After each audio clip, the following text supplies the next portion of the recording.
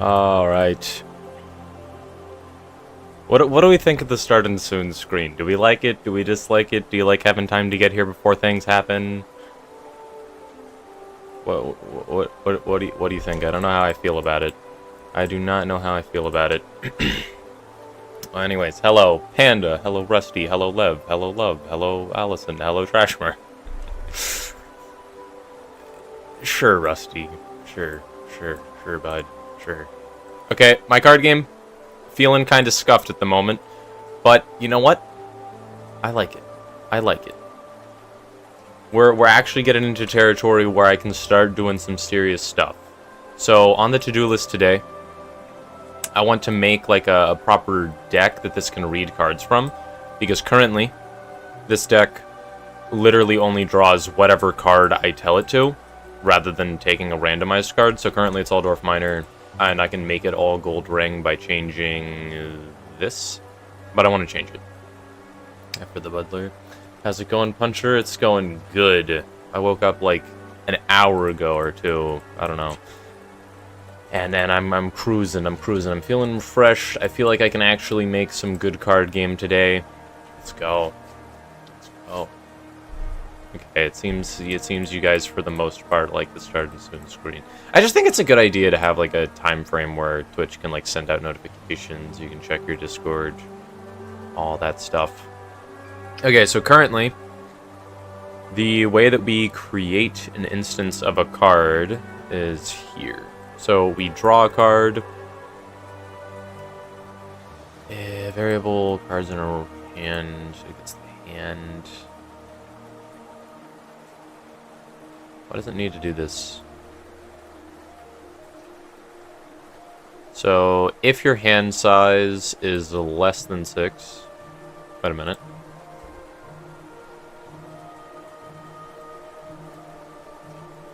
One, two, three, four, 5, 6. Okay.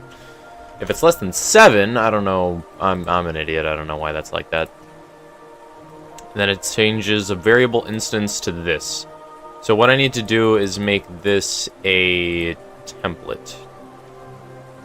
So currently we have these.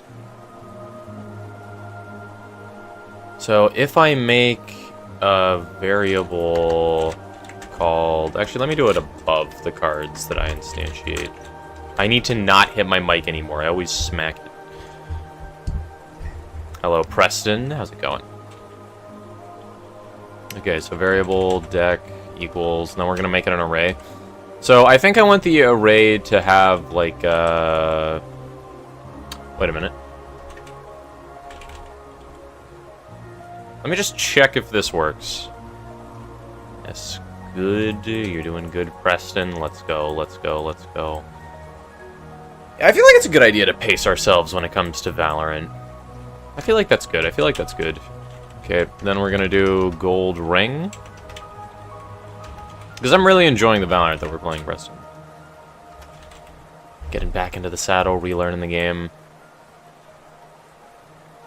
I definitely feel like practicing moderation is good.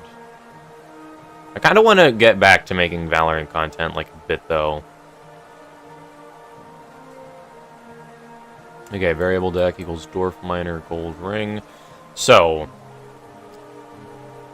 what I want to do is...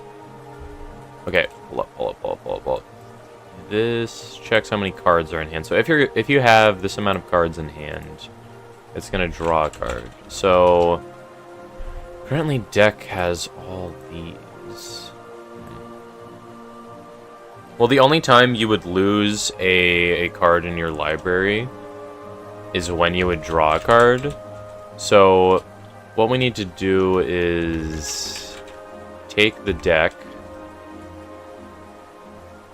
and then we need to get the first slot. I don't remember how the formatting when it comes to arrays works. Let me go down here and see if I can find something that uses it. Because this. Cards on battlefield, and then in the brackets you choose what the number would be.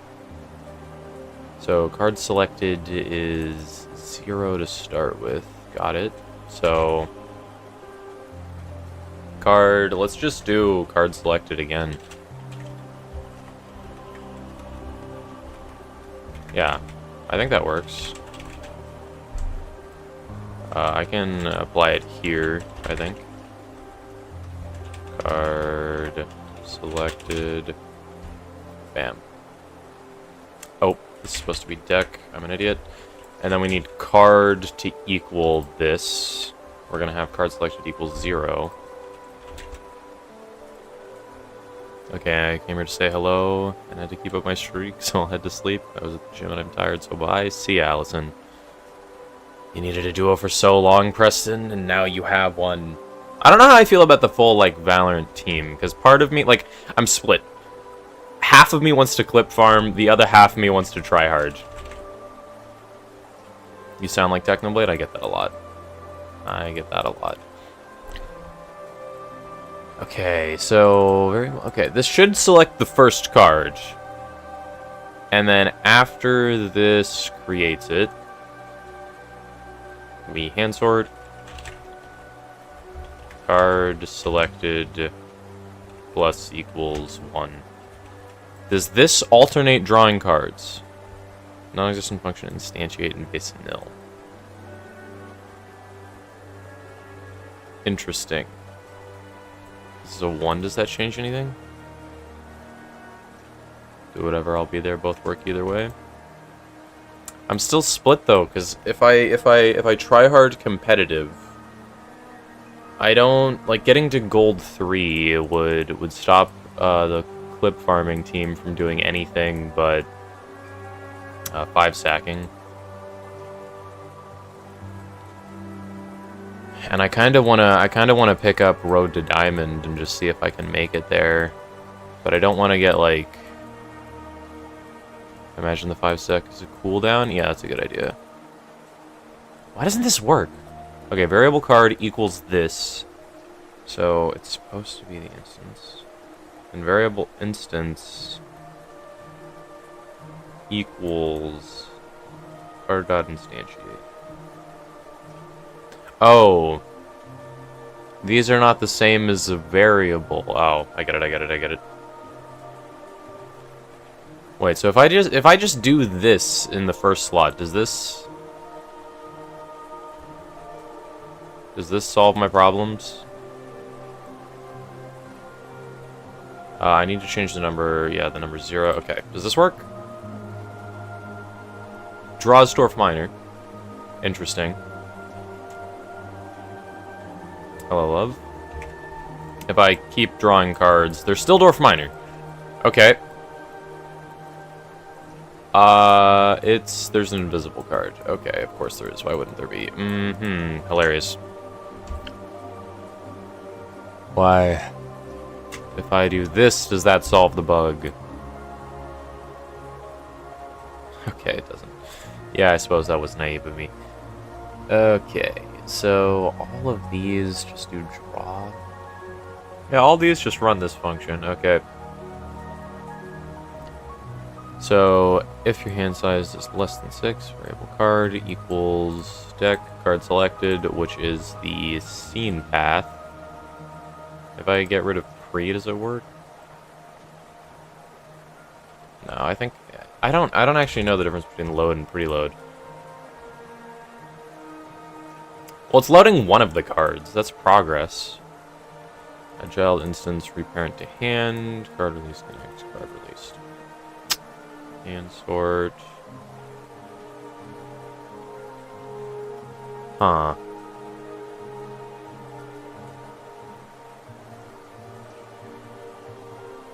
Huh.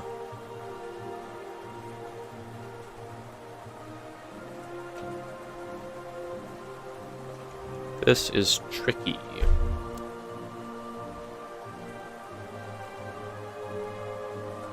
Very tricky.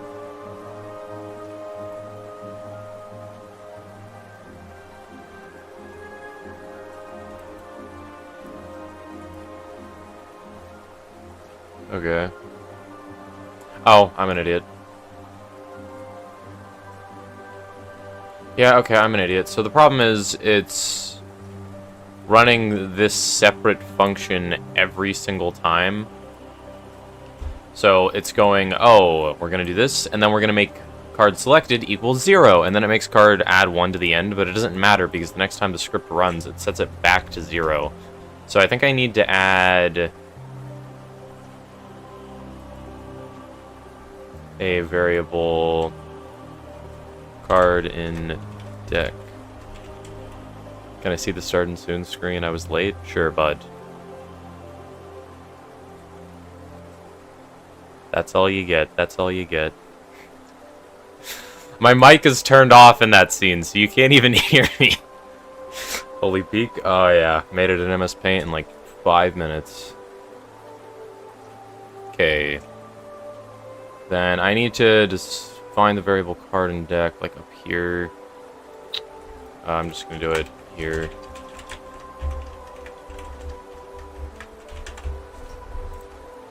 Bam. And I want it to equal 0.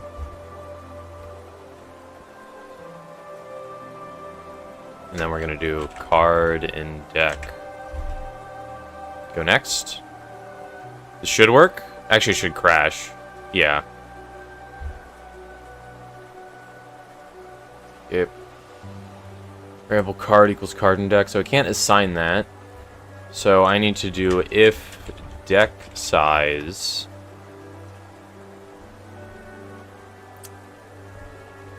equal, well, if it's greater than 0, I probably used the wrong sign again, but whatever, it's fine. I can just fix it. Bam. Deck size not declared in current scope. Actually, hold up. I could just do this. I could do variable cards. Actually, variable cards in deck. Actually, I'm just gonna make it deck size. If I have a variable called cards in deck and card in deck, I think I'm gonna get confused. Okay, so we have deck size. Then we want it to be. Why do I keep typing L? It's gonna be. It's gonna be. I guess. Wait, can I literally just do deck.size? That doesn't work, does it?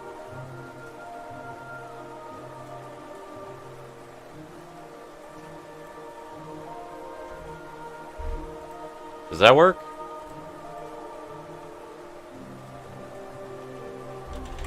Okay, let's do print deck size. Come on, work, please. Okay, I think I used the wrong sign. It prints 2. It's getting the size. So if deck size is greater than 0, bam. Okay.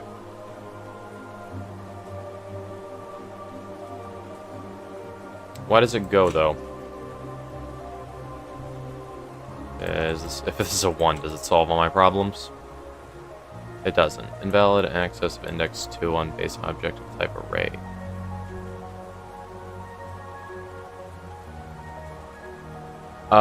Do I take it out of the array? Can I just delete it? Hold up, let me rethink this. So,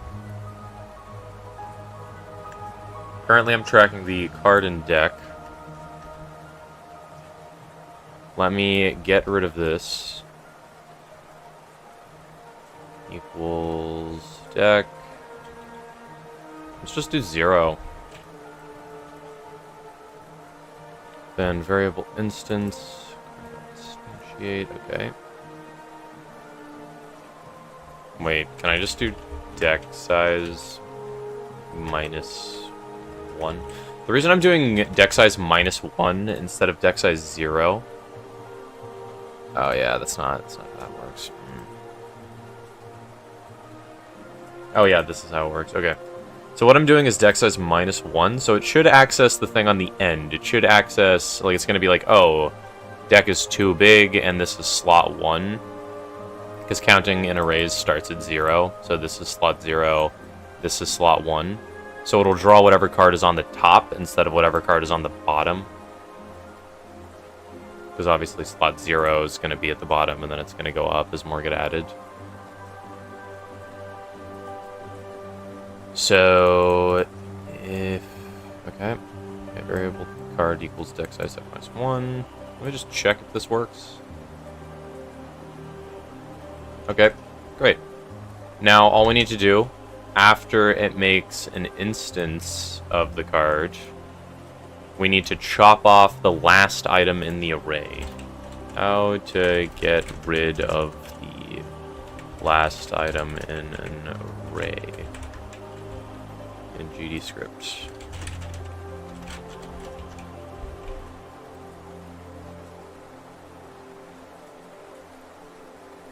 Okay. I don't know what the line of code looks like. It's just...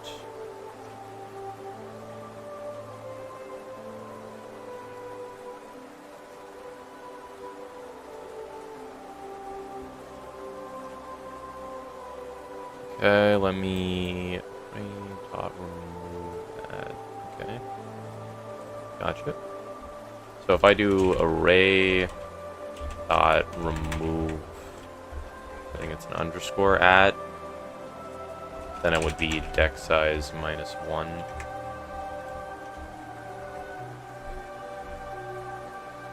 Identifier array, that's right. It's supposed to be deck. Bam.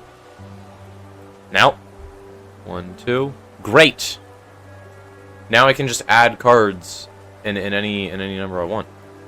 And then I can make a deck builder, which can compress all of these into stuff that can identify which card is which. I do want to shuffle the deck, though. Because, currently, a deck is supposed to be made of 60 cards. But here's the thing. I only have a few cards programmed so far. And by a few, I mean 2. And you're only allowed to have 5 instances of each common. So I'd like to start following the exact rules of the card game as I program now. I feel like I'm getting to that point. So we have 1 Dwarf Miner, 2, 3, 4, 5, and then we get into the gold rings. Which is going to be 1, 2, 3, 4 more. Great. So I believe the size of my deck is now 10. I'm going to, under process, just put like a number. Yeah, let me just make a label above the deck. Label. Bam. Come on, go up. I hate that the layers decide what you drag, rather than if you have something selected. That's so annoying, Godot. Why have you done this to me? And bam. Okay. And we can do like, I don't know, here. Great. Visibility. Is it visibility? It's, theme overrides. Font size. That's right. That's right. Great. Now we can do 0. That's a bit big. I think we'll shrink it a lot. Yeah, that number's fine. Okay, so this is cards in deck currently. Let's just name it for testing purposes. Cards in deck. I'd like to get in the habit of making things lowercase, but also my entire game has things in uppercase when they're a node. So I guess I'll keep that convention for now. Cards in deck dot text equals string, and then deck dot size. Does this work? 10, 9, 8, 7, 6, 5. Great. Then I get to play through all the rings. Then it will go down whenever I go through a turn, and it will play the cards. There we go.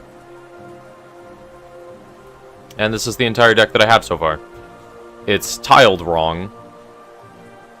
Because, why not? Why? Excuse me?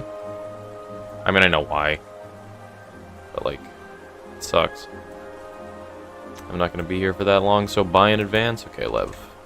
Buy in advance to you too as well. Okay, so now I want to shuffle the array. How can I... Okay, let me just Google it. How to randomize the order of an array in Godot. Bam.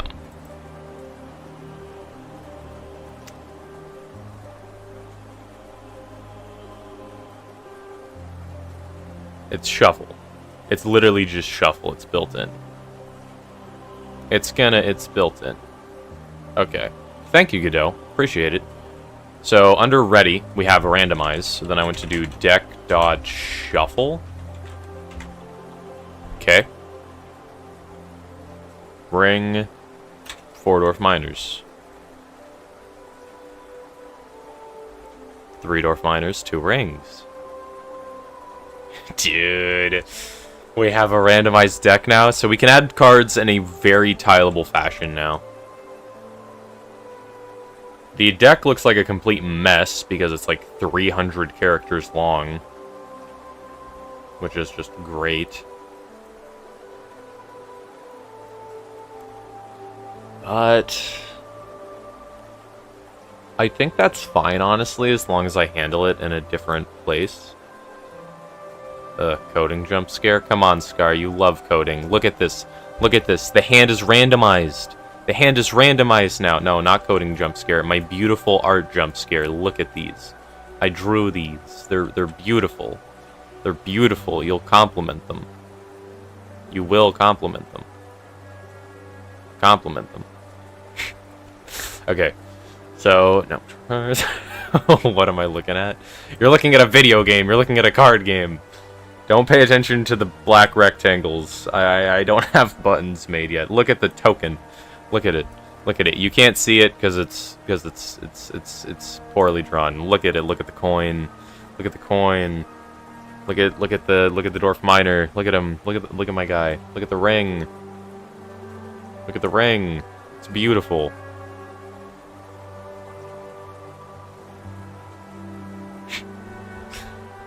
Anyways, my art is peak. I know. Okay, let's make this button invisible and just stop working. The millisecond that I run out of cards in my deck. How do I change the opacity?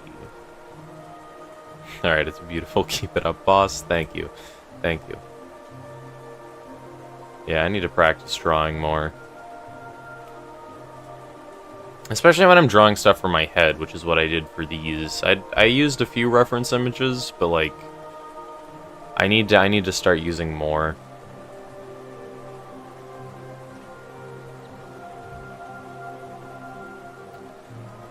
Dude, we're actually making progress. Okay, so I do need to change a few things.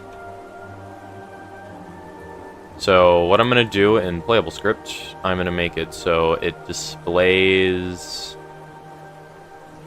these numbers only if, yeah, let's do if base damage is greater than 1. It'll display it. Actually, no, I need to do 0. And if base health is greater than 0, you do this. Bam. So now, whenever I play a gold ring, they shouldn't have any stats. Great, so they don't have any ugly numbers. So when I make a spell version of the card, I can just not have these ugly squares in the corner, and it will just have the card text. Okay, that's nice.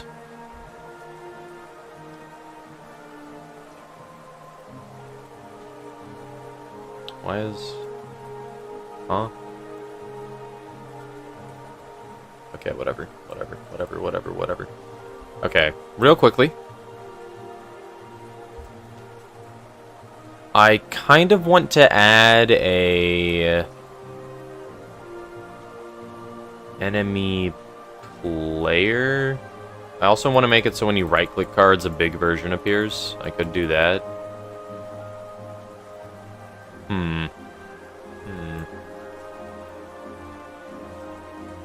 Yeah, you really don't have a lot of cards in the deck so far.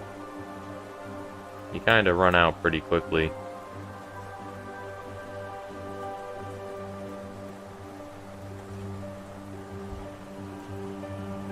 Okay.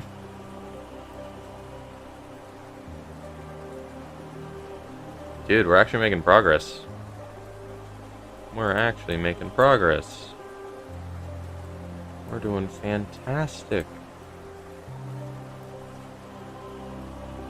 We're gonna be drawing some cards soon, I think. I'll probably try to launch the game in a state with only one deck, honestly. Originally, I wanted to make 2 decks. One for, like, black and one for gold. But I'd probably just make the entire gold deck first, honestly. Because I want to make a deck builder, to be honest. But I feel like making a deck builder would take quite a lot of effort. Maybe. All we'd need to do is change the variable deck, I think, to whatever the deck should be.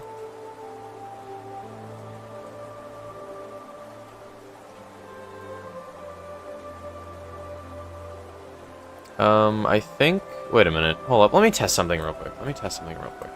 So, this whole line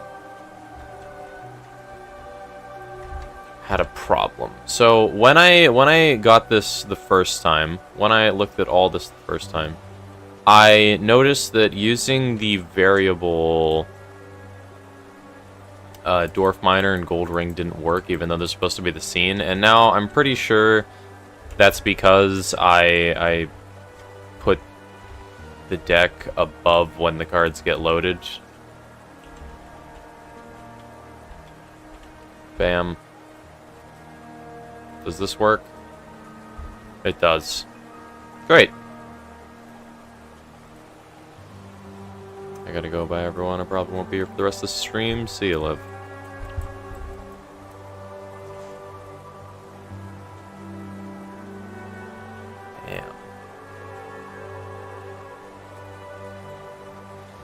Okay, we're doing okay. This game is in a playable state, honestly. So, I think adding combat is the next step. You're streaming. Hello, Father. Hello, Percival. So.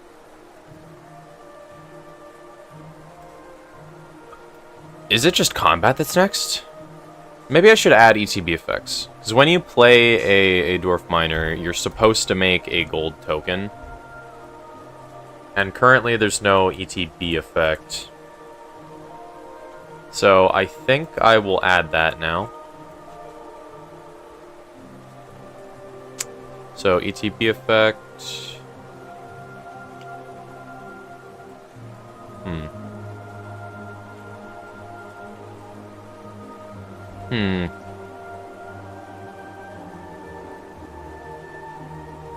All right. Let me think for a moment. So, I should probably put the information in here. Okay, let me go to playable script real quick and check out everything. So, when you release... Mouse button left. Oh, no, this is when you click on it. So, okay, here's what I'm going to do. I'm gonna make a function. Yeah, okay, I don't need card rotate, I don't need fixed position. I don't need check game phase. Here's what I'm gonna do. Function, enter, let's just do enters. Do I do it? I'm gonna do enters the battlefield. Just for clarity. Although in Magic, they shorten it to enters now, which I suppose I could do, but I think we'll do enters the battlefield for clarity. So enters the battlefield. Then I'm going to check if... let's use just stats. Because what I can do, if stats 4 equals 1, then run the effect. Assignment is not allowed with an expression. I gotta add a second equal sign. That's right. That's right. Great. Now, this should crash because I don't have a 4th slot yet. Actually, no, it only crashes when I play the card. Never mind. Oh, right. Because it doesn't even care if it's nil. Oh, and I didn't even run into the battlefield. I'm an idiot. So, what we need to do is when a card is played...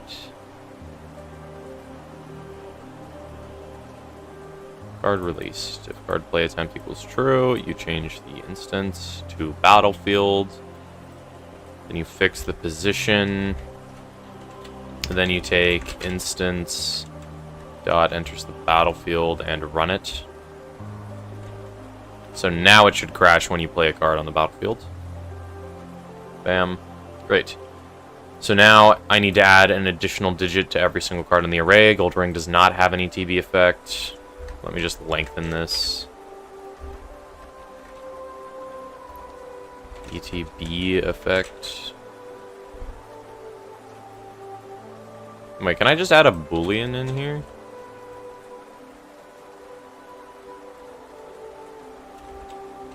Because I could do that. Let me just add another line. How much time does it take to set up streaming? I always wanted to know. Do you mean like per stream? Because it takes like 5 minutes. But in general, setting up stream, all you really need to do is download OBS, get your microphone connected, get your screen connected, then go. I guess you also need your stream key from the platform that you want to use, but making a Twitch account really isn't hard. And like finding your stream key. Yeah, you could probably set it up in like 30 minutes with YouTube tutorials. When you're doing something bigger, though, it can take ages. I mean, like, planned streams, like a subathon would be a pain to figure out. Okay. So, now, this shouldn't crash. I just wait, did I do it backwards? Gold Ring has true, Dwarf Miner has false. It's supposed to be the other way around. Okay, so now when you play it, it should not crash. It crashes. Invalid index 4 on base on whichever rate. It's 3. I'm an idiot.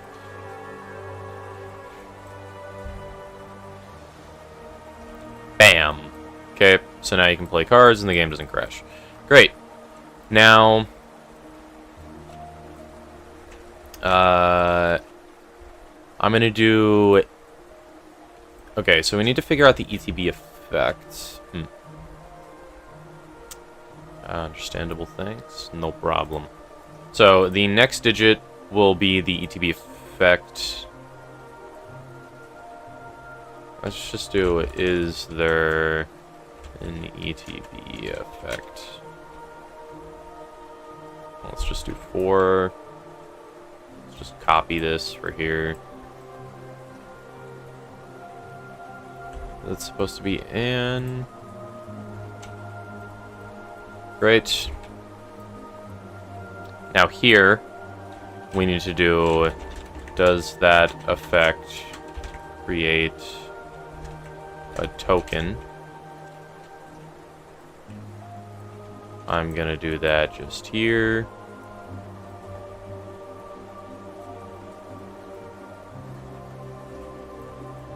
Great. And then we do. Let me just go to playable script and just all the 0 for my convenience. Actually, I can just make this blank, can't I? Literally no card will have a script that doesn't get fully edited. Yeah, that can just be blank. Okay, does that effect create a token? False on you. False. Actually, no, true on you. I'm an idiot. That's why I'm adding this. And then token ID. Does that make sense? Okay.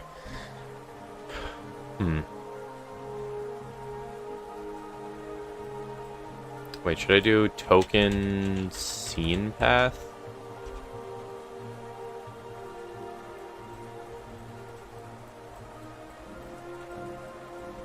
I need to create this rubric somewhere else. I should just do this, shouldn't I? Instead of having it in each instance.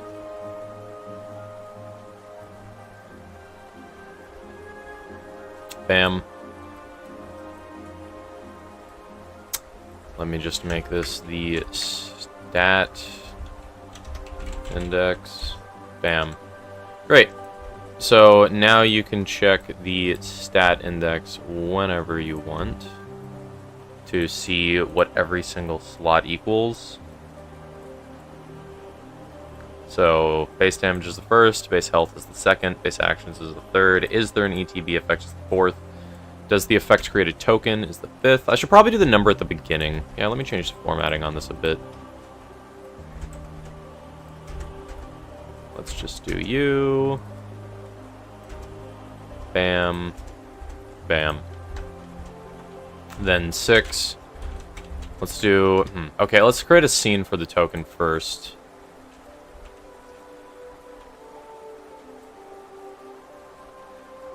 Let me just delete you. There's... Yeah, let's just create a copy of, I don't know, the Finder scene, I guess. Duplicate. Gold, coin, token, scene.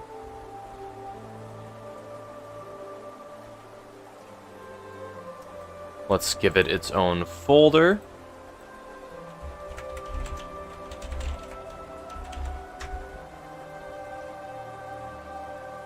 Then we can move the art in there. Then we can move this in here. Great.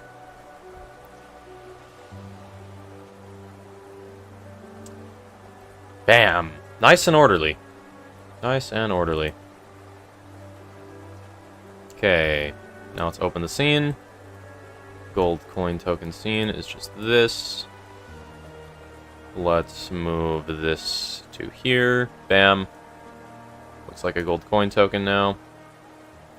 Then we can check the script. It is the dwarf miner script currently, so we're going to disconnect that.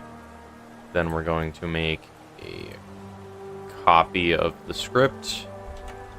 Then we're going to do gold coin token.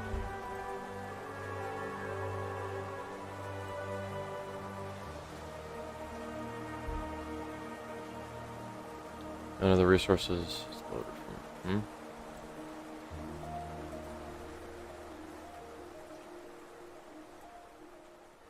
Oh, I don't care about that. Attach script. We're going to do this one.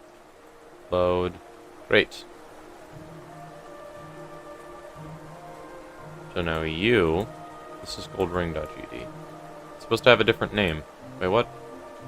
Oh, I swapped them. I'm an idiot. No, gold ring, you're supposed to get this script. Gold ring gets the gold ring script. This one. Detach. Go to the path. Gold coin token. Connect. There we go. There we go. Okay, then gold coin token. -1, -1. Doesn't create anything on ETB. Does that effect create a token? It does not. And then the 6th is the token, so this is also going to be... Yeesh, I don't know what.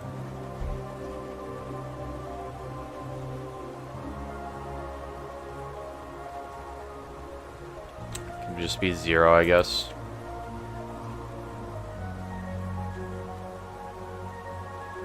Actually, I'll just make it false.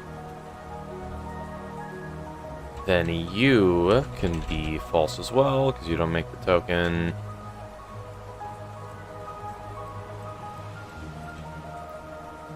And then dwarfminer.gd, you need the scene path.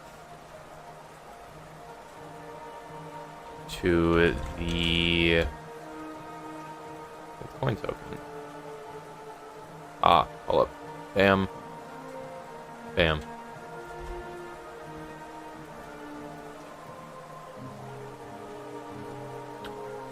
And there we go. Non-main. When you trigger the enter the battlefield effect.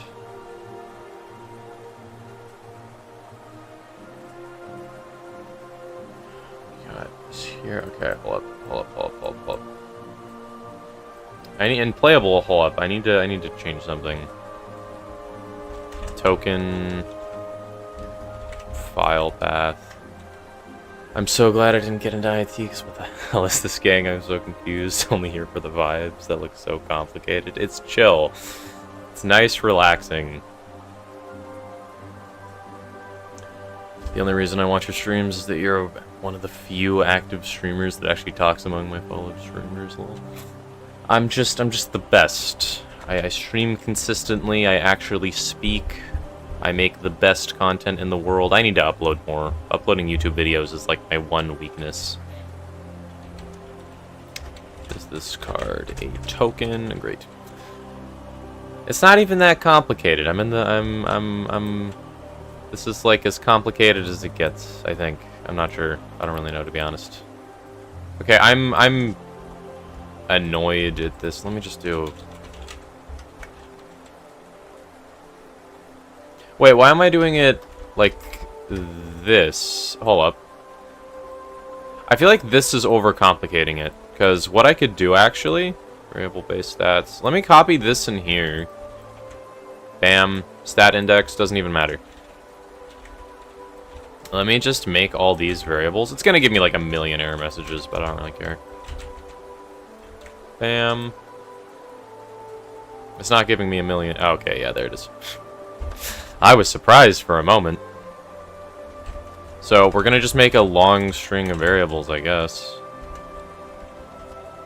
So, is token equals false.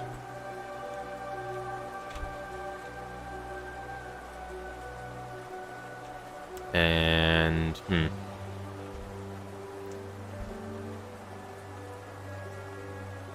Installed Twitch for one thing only, and it's to watch my streams when you wake up early enough.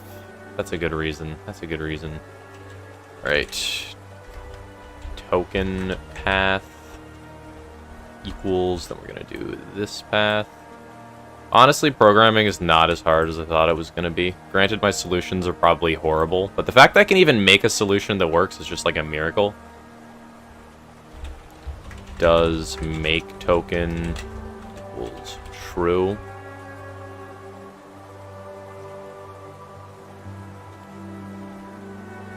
Then I should probably make a few copies of token path now that I think about it.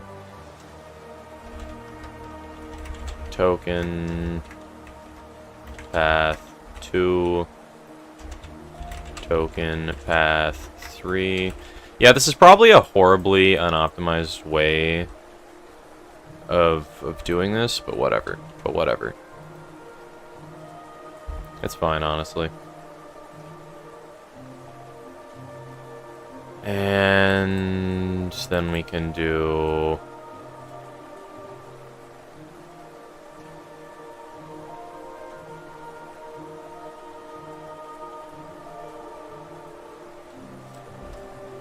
Yeah, we can just do this. Actually, hold up, can't we? This might give me an error because these variables exist in multiple locations. Not sure, though. I did not need to add that there.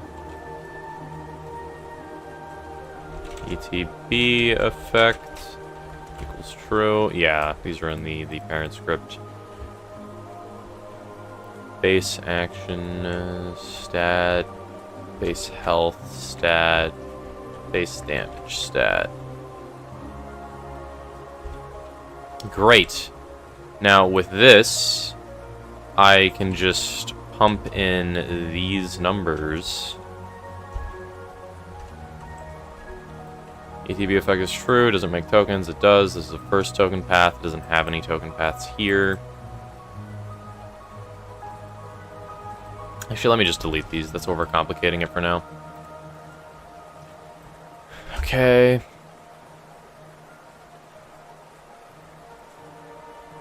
Now, is token equals false?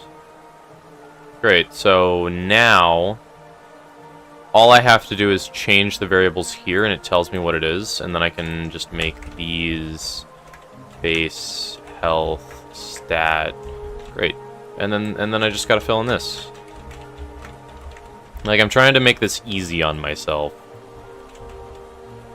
ETB effect. Wait.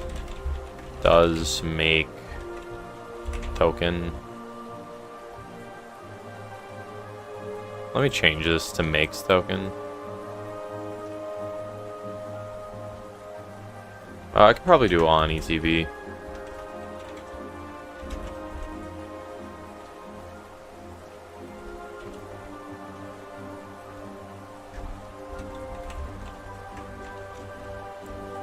Bam. Makes token on ETB, and then we can do token underscore path. What is a crypto key? Wait, what? I just saw a crypto key pop up. Can I make this on multiple lines, or do I gotta suffer? Whatever, I'm doing this. Token path, comma, is underscore token. Wait, does this work? Wait, what? Wait, what? I can add dashes and it works. So I can have this look like this, and it's not just like a singular extremely long line. Huh? I didn't know I could do that. Well, that's handy. I like having that in my toolbox. Great. Now, let's just copy this whole segment. Paste. Paste. So these stats will be -1. The reason I'm making them -1... Well, let me actually do -100. The reason I'm doing -100 for these is because this card doesn't have these stats, and I need a way to tell that it doesn't have the stats.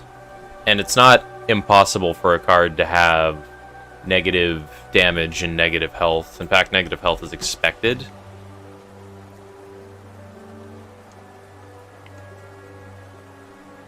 I guess it doesn't matter. I might be able to work around it.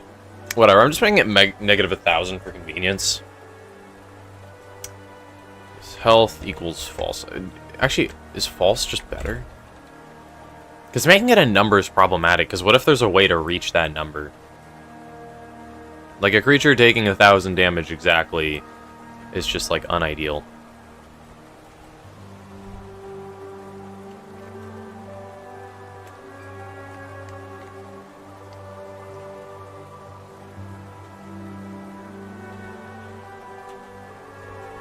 I'm learning things here that I don't understand, but I'm nodding along seriously like I do.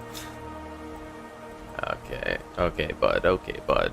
It's quite simple, really. So basically, a gold ring does not do anything when it enters the battlefield. Doesn't make a token here. It doesn't. Token path, I can just have false as well.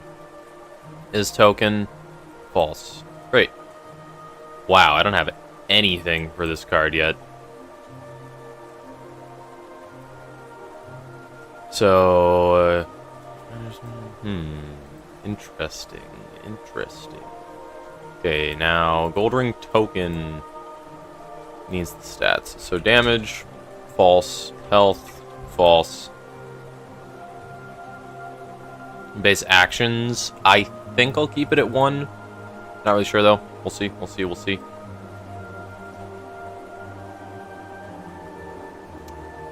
ETB effect equals true, which is not true. It's supposed to be false.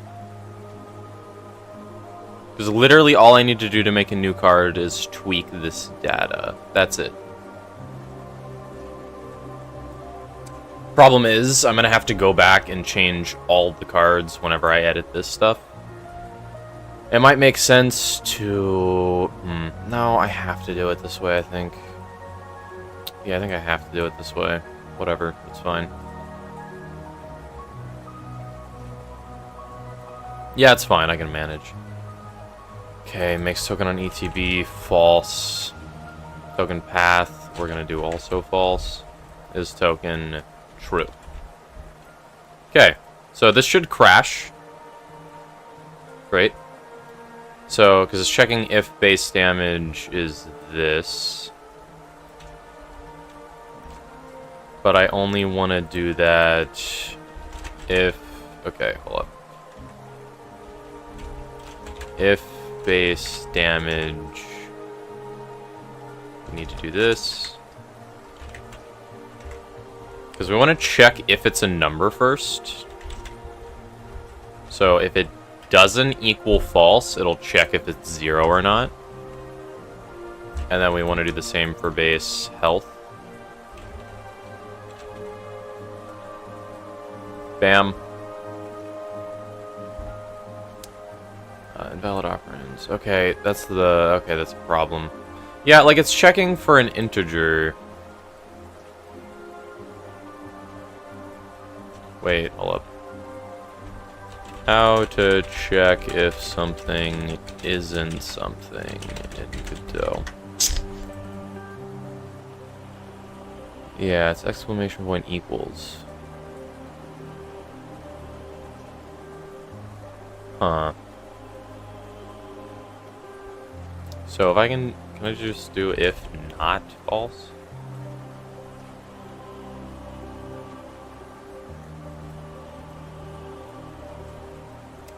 Well, if it doesn't, okay, yeah, the problem is it's a different data type. Yeah, okay, let me undo this. There's gotta be an easier way to handle this. Yeah, I should just make it some obscure number. Should I? I feel like that's a messy way of doing things, though. Because it's checking if these stats... No, I need to figure this out either way. I need to figure this out either way. Because I need to use this in a different context anyways. So... What did I just do? I'm so confused. Whatever.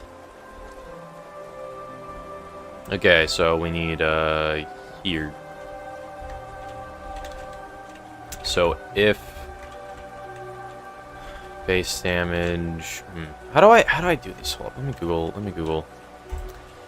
Okay, how to check if a variable is a Boolean or a integer in Godot.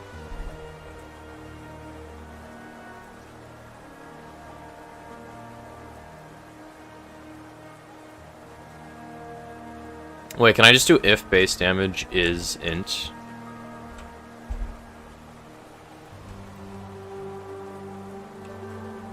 Oops. Does that work for both of these? Okay, it doesn't even matter that it's false, because it's just this. Okay. Bam. Alright. We're good. We're good. We are good.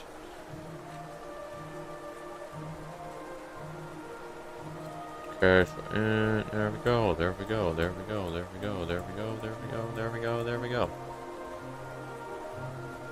Okay, these are probably going to be in a really weird order, but whatever. Doesn't matter. Maybe I should make it an order that makes sense.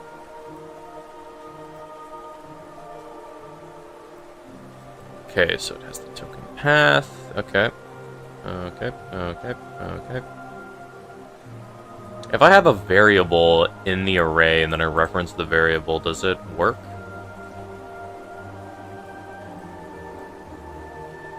Because, can I? Okay, so here's what happens now.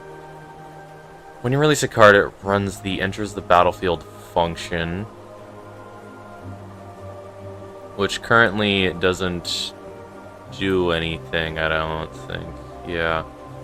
It's just if stat 3 is true, then it passes. Yeah, that's this one. So if it's true,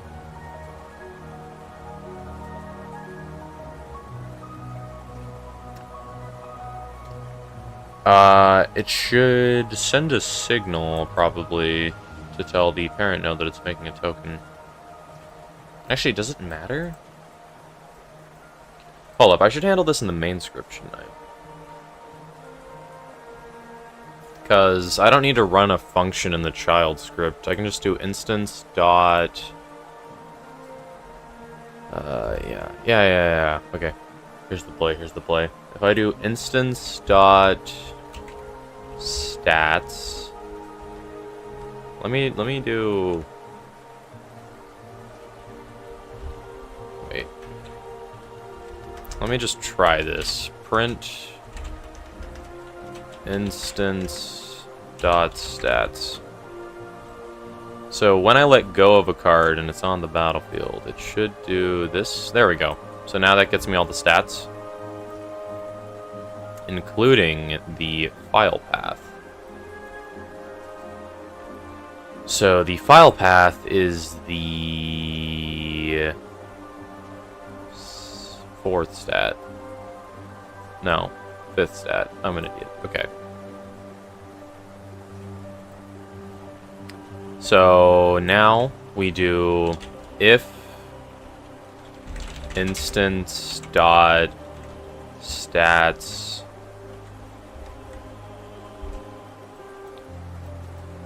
then we gotta do 4, I think. No, 3. 3 equals true.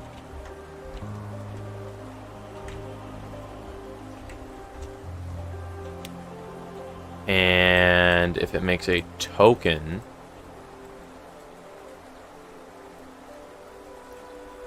then I'm going to add a dash here. So this is the base stats.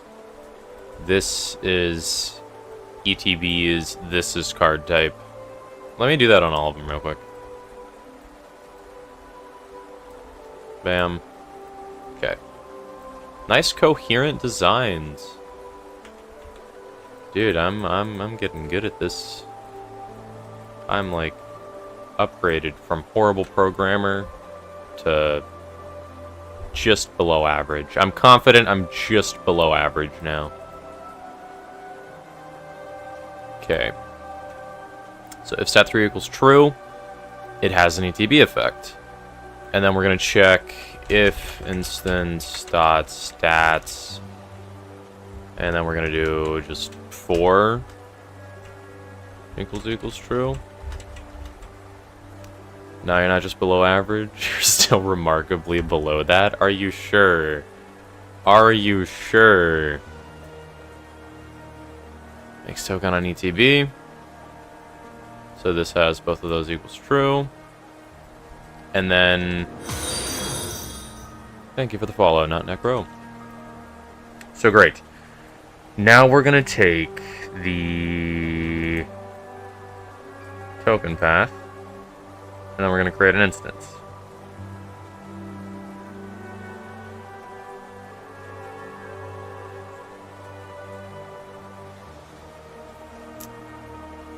To be honest, compare regular person compared to a regular person, gee me.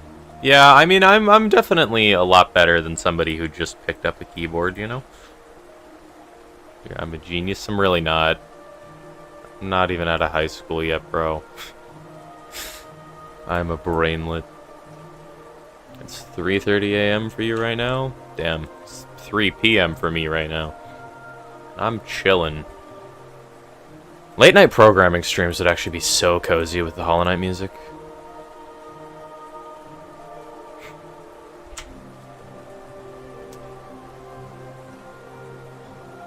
You saw my Minecraft vids? Let's go. Minecraft put in viewers to the real thing, making a card game. That's the main thing I care about right now, to be honest. I've been obsessed with this again for like the past few days. No, bro, you need to fix your sleep schedule? Dude, my sleep schedule is perfectly fine. 6 a.m. for you. Okay, 3 a.m. is like, you have to, is like, if you're awake at that hour, you're probably staying up late. Or you like woke up in the middle of the night. 6 a.m. is like you're waking up early time. Okay, so I need... How can I make an instance with the scene path? Let me go up here, because this is where the instances get made in the main script. We use... this. Yeah, okay.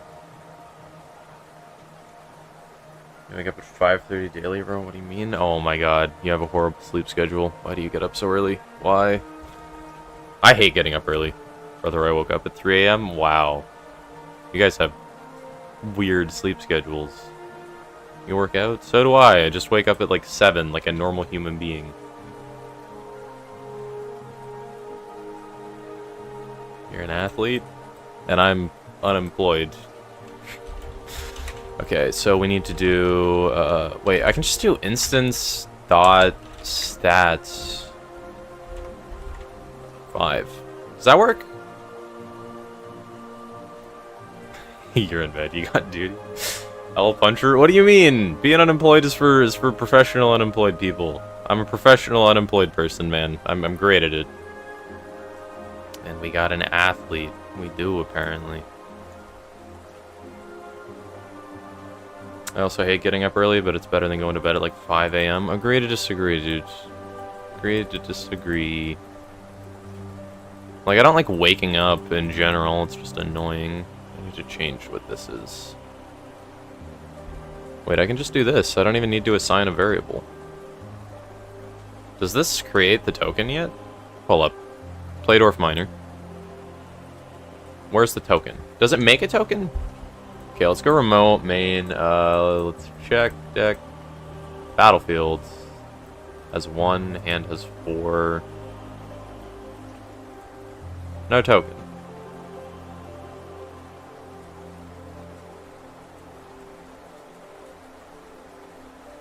Okay, why does this not work? Do I need to do a variable? Wait, hold up, print... Instance dot stats.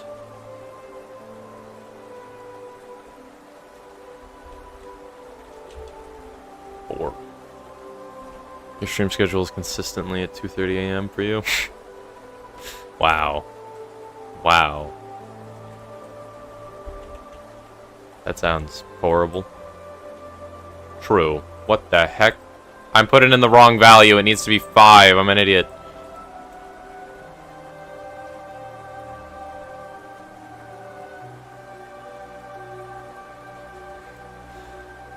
I'm as what the kids say, grandma, because Sonny, why are the texts colored with random words in math? None of these are random, they're all precise inputs that call certain things. It can break it down for you if you like. So the current function we have, card released, it checks if this variable card play attempt equals true. Basically it just detects if your cursor is in the top section of the screen. I can make the collision shape visible. This is, if your cursor is in this section, it'll let go of the card and assign it to battlefield, and if you let go below, it puts it back in your hand, so you can like pick up cards and like place them around, but you have to actually try to play them if you want to actually play them on the battlefield.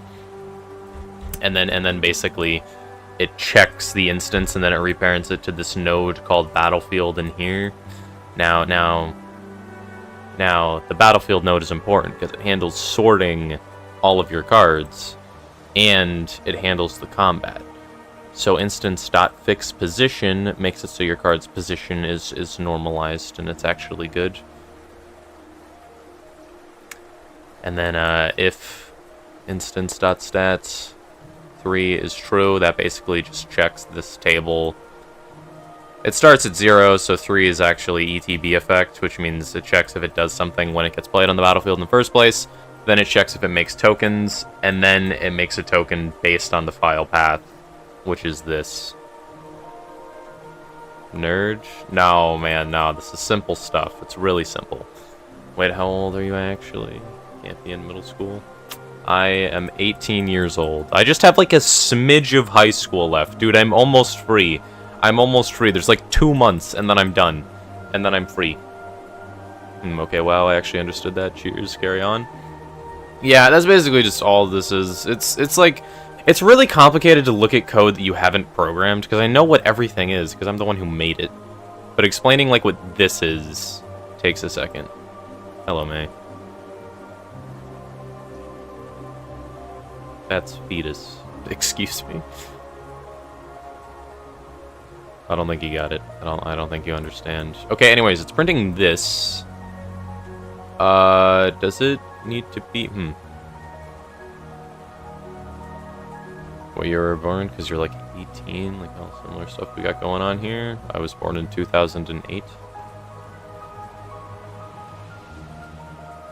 Oh my god, I'll be free from homeschool in 2 months too. Yay, yeah. I'm so close to being able to edit videos. When I wanted to start editing videos, I just immediately got curb stomped by school, and I just haven't had the opportunity to, because I need to spend several hours a day doing assignments. Oh, never mind, I'm 2007. I mean, yeah, my birthday was a month ago. I'm like newly 18, dude. Newly 18. You're older, wow. Yeah. I'll get there, gang, dude. I wanna edit videos. I wanna be done with school. That's so annoying. You guys wanna watch me do some trigonometry? No, I'm not streaming myself doing trigonometry. I hate trigonometry. It's a pain. I don't understand why this isn't working. Maybe the issue is... well, okay. It says preload. Should I preload the tokens as well? Because if I do variable... okay. Let me think about how I want to handle this. Because what I need to do is I need to make an instance of the token. The token is not preloaded in this scene, but I could make a script that preloads tokens, or I could just preload every single card and every single token here. Because I could do variable gold coin token equals preload. And then I could just do the gold coin token scene right here.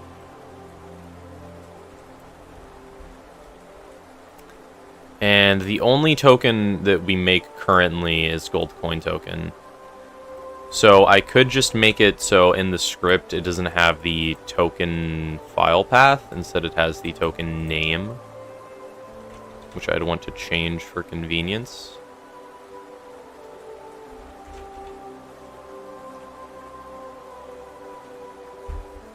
Yeah, I think that makes sense. Okay, token name. Yeah, let's just paste that in here. Bam. Token name. Token name. Your schedule seems packed. Do you touch grass time to time? I walk my dog. That counts.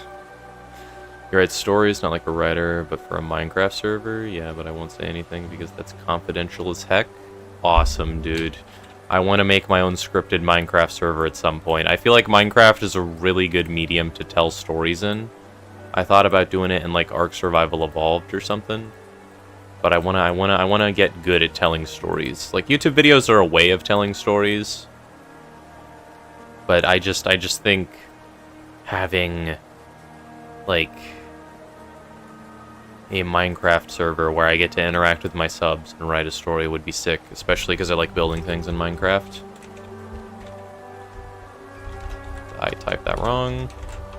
Coin token. For real, it is right now the best time. Right. For real, it is right now the best time. The time of Minecraft storytelling. Oh yeah. Oh yeah. You're just hopping on the trend. I don't know how much I want to like follow trends. Token name equals gold coin token. This doesn't work. Why doesn't it work? Yeah, this is what I was worried about. Okay, let me just undo. Yep, path. True and real, I love Minecraft storytelling. It's the best.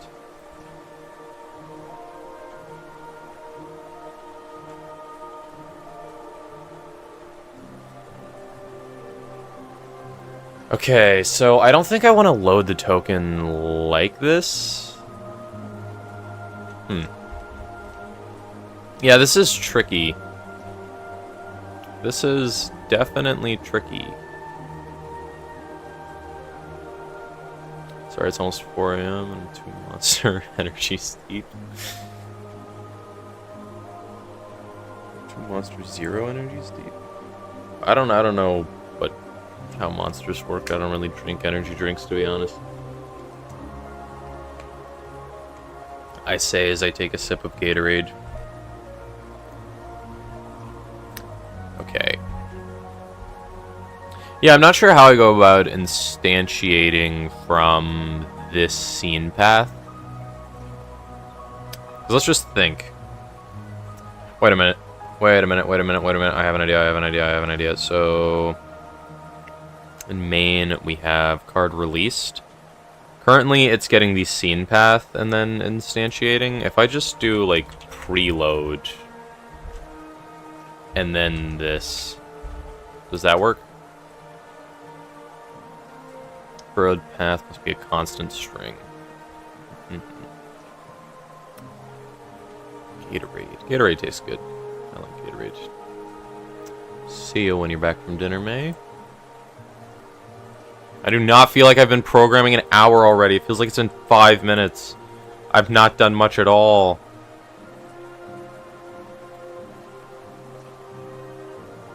Okay.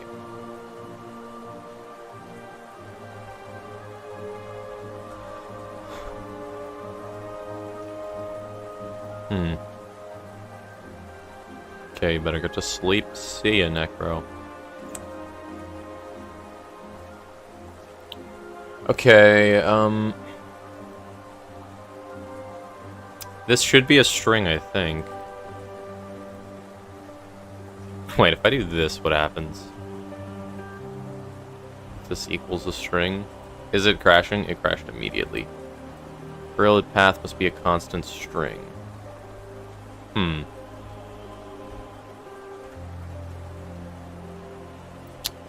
Yeah, I don't think that's a good idea. Let me put this back to preload. Would have mercy on your stream schedule not working with my time zone. It's so sad when time zone differences curb stomp people's ability to be viewers. It's so sad. But no matter how I change it, some people aren't going to be able to watch. Hey, NoobTube. Bam.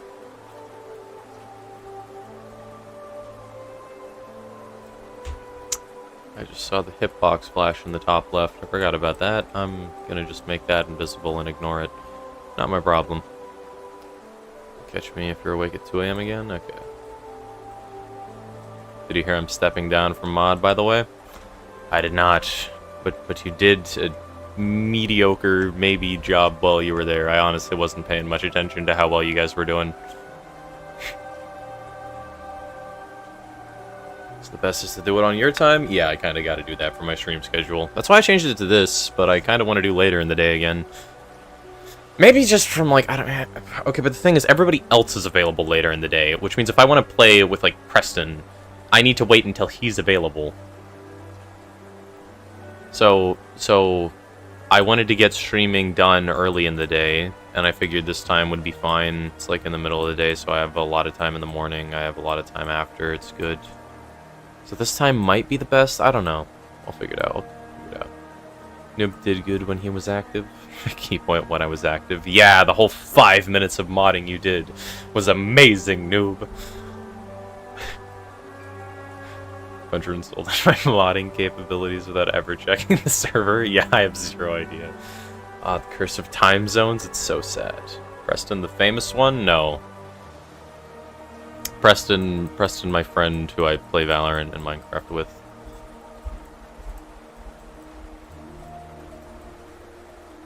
Yeah, I'm lost. I'm not really sure how to instantiate based on the variable. Let me just double check this. So, the way this works, variable instance equals card.instantiate. Oh, I need to add child. Okay, hold up, wait. Card.instantiate card. It grabs that. It makes it an instance. Add child. Okay, let me try that. Let me try that. Where's the thing? So it instantiates it, which is fine.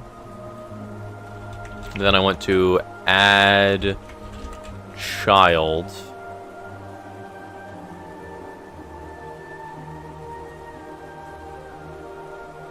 What do you mean 5 minutes, bro? How much modding have you done, Puncher? 0 whole minutes. I've done literally nothing. That's why I said, here you go, Panda. Have server admin, do whatever you want, make sure people don't kill each other, have fun.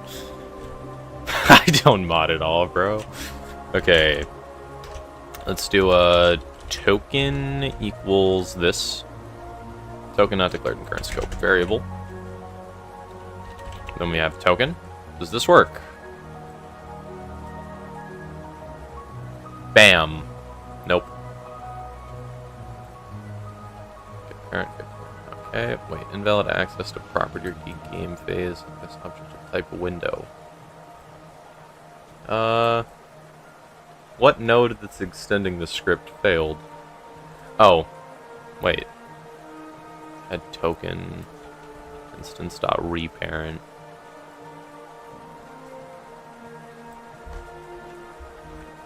Well, I'm glad you trust me and I try to do the best I can. You do a great job. You do a great job.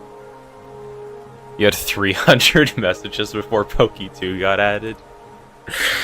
Yeah, I really do not use Discord a ton, to be honest. I'm a busy guy. Okay, what does add child actually select? How does it decide which node works? Because I'm guessing it's adding it to the wrong spot.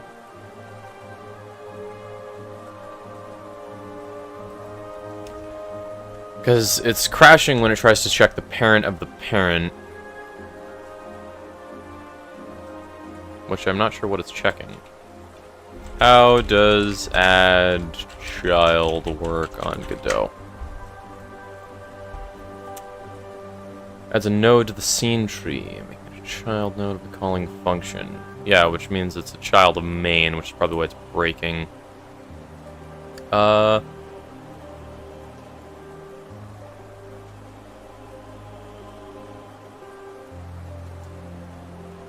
Positioning. Okay, I could probably make it a string. Hold up. Yeah, let me make it a string.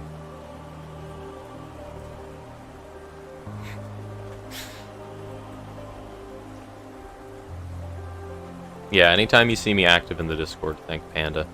That's all he's doing. Why is this tiny and why is this large? Okay, whatever. I'm not asking questions.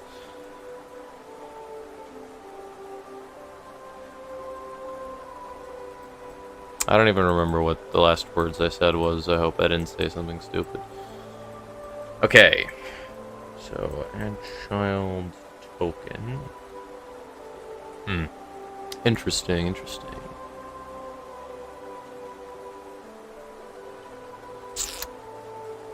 Because I could... Okay, hold up. So let me just... Okay. So printing this is okay. Well, dude, okay. My question is, why does this not crash it? Because it adds the child.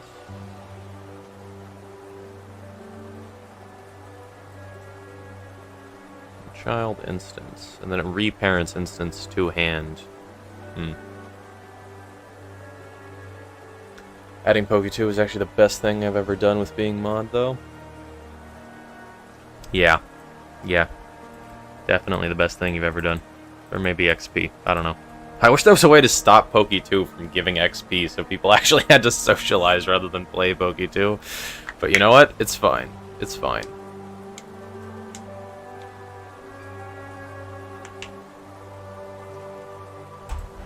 Okay, yeah, I'm not sure how to go about instantiating this, because token path preload. Let me just get rid of add child. Oh, wait, it's taking instance. I'm an idiot. Token reparent hand. Does this work? This is still going to crash, isn't it? Yeah, I'm 95% sure this is going to crash. Oh my god, it didn't crash. It gave me a token. Jeepers creepers. And it's even good, because it doesn't let you play the token. Oh, holy schmackaroonies. Need to get ready now for real. I got a hospice things in a bit, so stream is background noise to me. Okay, Scar. What? Okay, whatever. It's fine. Okay, well, this actually works. Because you play these guys, you make the tokens. I don't need the tokens to be the Child of Hand, though. I need to make a new stack.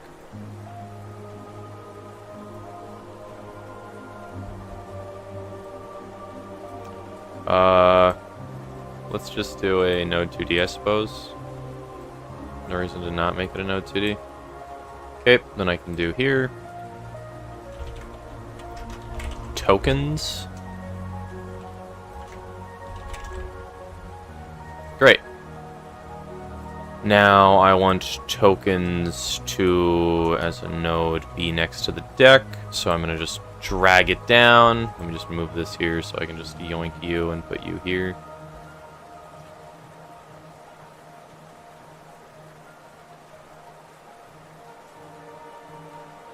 Okay, the deck boards are... Let me just make this cleaner.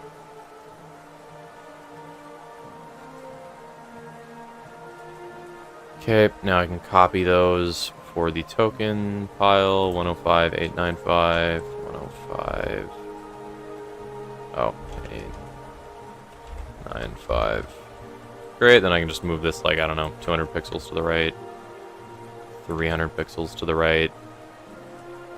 350 pixels. No, I'm gonna do like, I don't know, 320 pixels to the right. There we go. That should be fine. So if I play this, you're supposed to have the position heritage. What?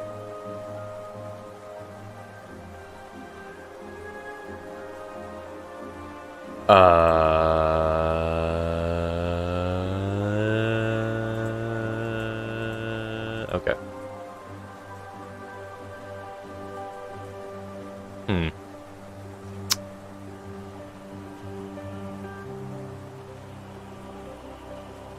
Why is it not altering the positions? Whatever. Token. Dot. How do I change the positions? Just this. Position equals vector 2. 325, comma 895. Bam.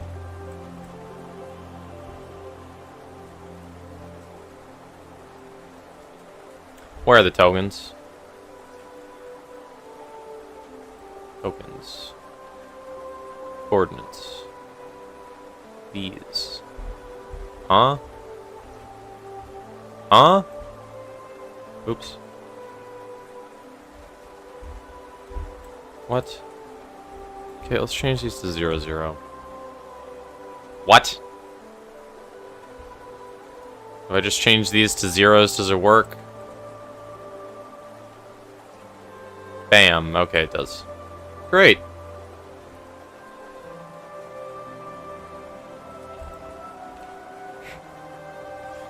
Well, I think I want the shadow to be smaller.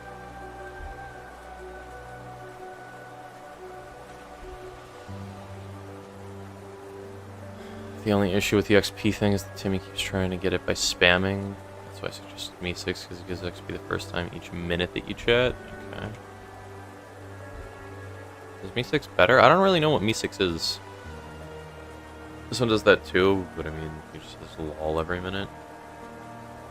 Is that... Yeah.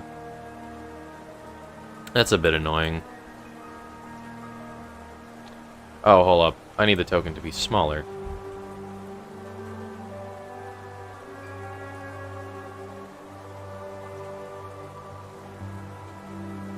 Because the problem with the token is that it's going to get overlapped by the... Okay, it changes the scale to be normal. That's annoying.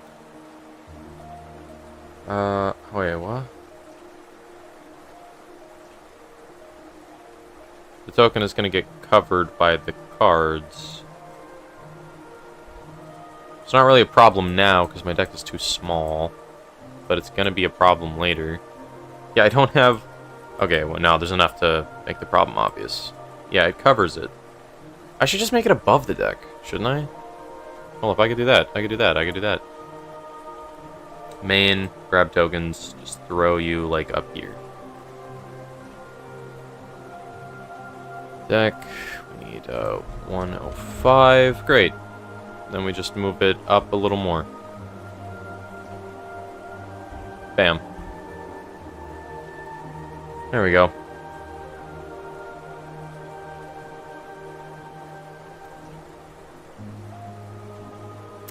Or maybe we could have them down here, like, lower? I don't know. Not sure where I want to move tokens to. I'm down with moving them lower, to be honest.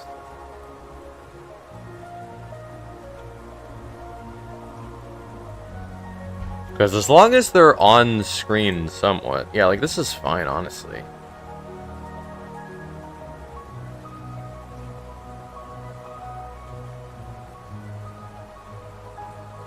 Yeah, like, that's fine. Yeah, I could make it even lower and then just have it appear when you hover over it.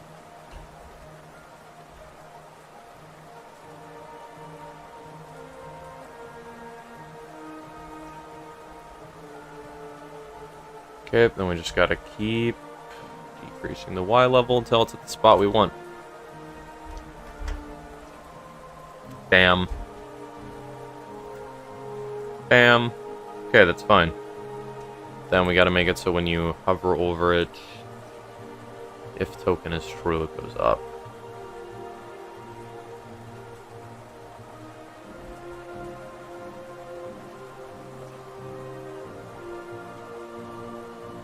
Actually, no, I don't think we even need to do that.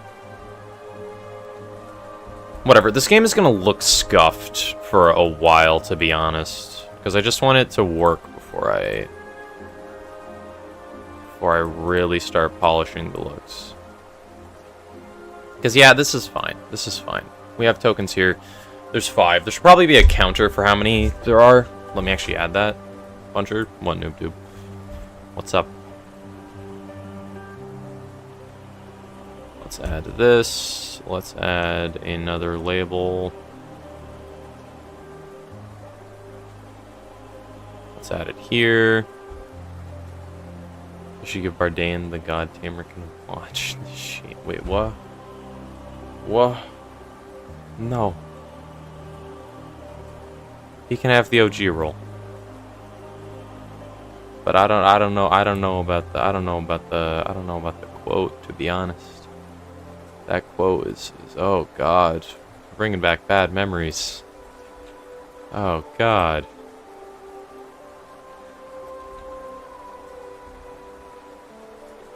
Yeah, it's off center. It needs to be like here. What the heck?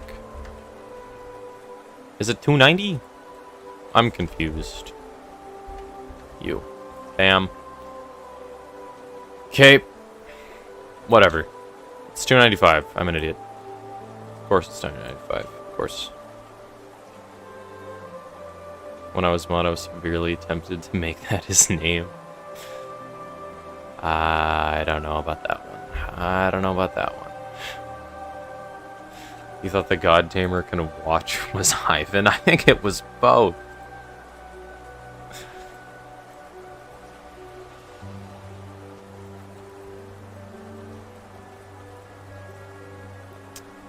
Okay, yeah, I can come up with a better battlefield system later. For now, it's fine, to be honest.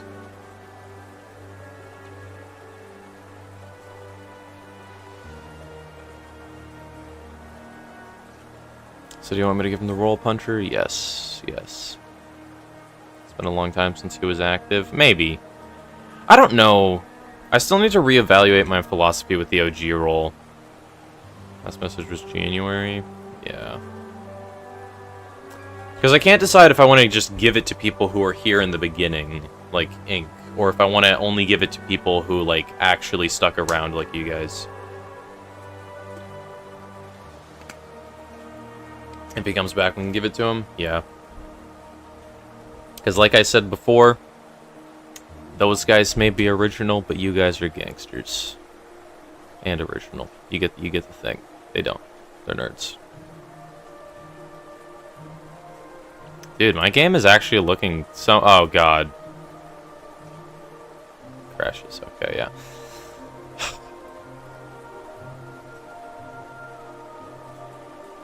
Why can rings attack, bro?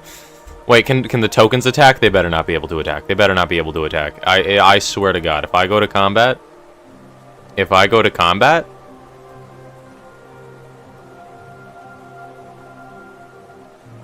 If I go to combat... Okay, tokens can't attack. These guys... Oh, right. Attacking only applies to creatures on the battlefield. I suppose I could make it... No, I need to add a creature type anyway. Okay. Time to add creature types. Alright, variable...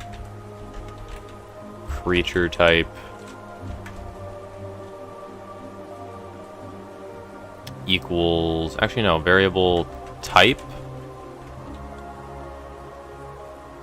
Back, I just switched to mobile, which means I'm asleep and stream gonna be in background. Gotcha, Percival. I changed back to all notice for the server. Let's see if I get back to being active. I think I changed the thing though, so you don't always get notifications now. Because I had it to just give everyone notifications all the time when anyone said anything. Because I personally muted it, which I almost always do to everything, because I just hate having notification clutter. Okay. Type equal creature. I need to make it a quote.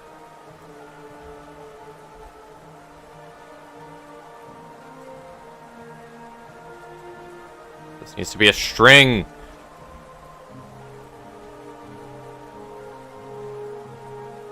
Wait, change the default. People can change it if they want. Oh. Alright, let's see, because I don't want to be like, yeah, make me mod again, and then after 1 week become inactive again. Gotcha. How do you operate with no afternoon nap? I don't know. I just hate sleeping, dude. It's so annoying.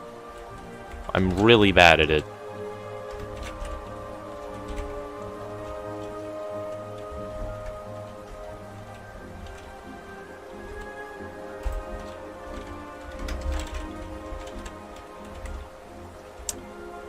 So type 2 equals... Let's do... Alright, well, my mom's home for like an hour. She wants me to eat with her, so I'll be back sometime before stream ends, but I don't know when. Okay, Panda. Dude, I was out with my girl until 3 last night, and then I had a debate in English that's worth half my grade for this quarter. Fortunately, I fried the other people. Nice. Okay, subtype 2. Let's do peasant.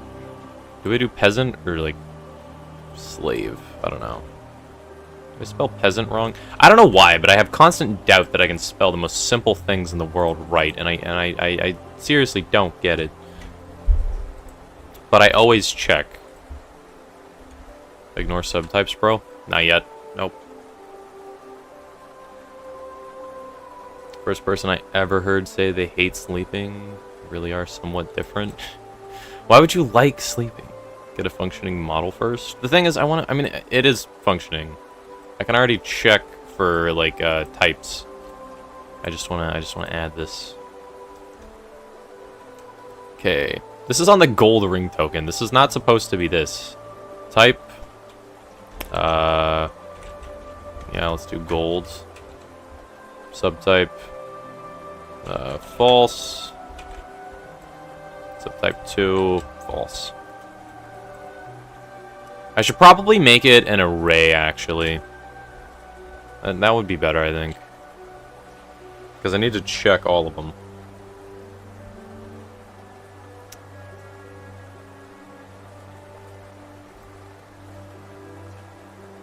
I should probably do the same thing for type as well. Yeah, gold, that works. Okay, dwarf miner. There we go. Let's let's do you. Let's do you. Let's add a comma. Get peasant in there. Get rid of subtype 2. Great. Then gold ring, we can do the same. Type. We'll do equipment. Subtype.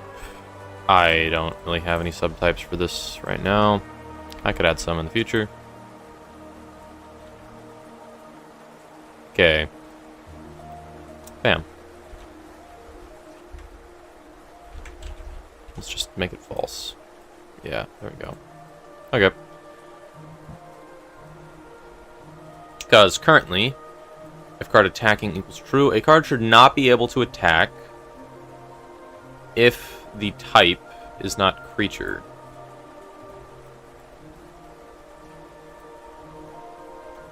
So what we need to do in here, because it's going to have the same issue as manually. Speaking of it, I'm going to sleep. Good night.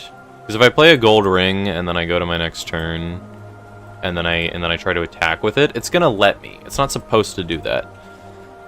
Because currently there are only 2 ways you can trigger a card to attack. It's in the playable script, which I can handle easily.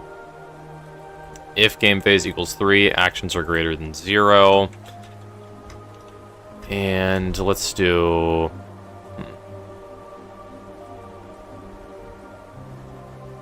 Thanks, Father. No problem. Okay, so we're going to do... variable card type. Then we're going to grab the stats, I think. Okay, let me just test first. We're gonna do print stats. All right, I don't have it worked into the array yet. Okay, let me do this. Let me do this.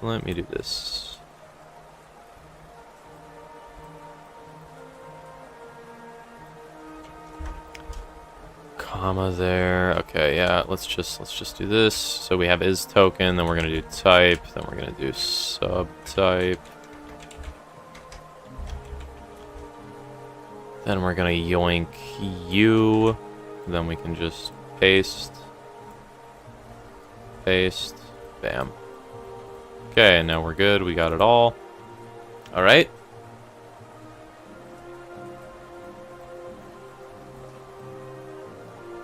So... under playable...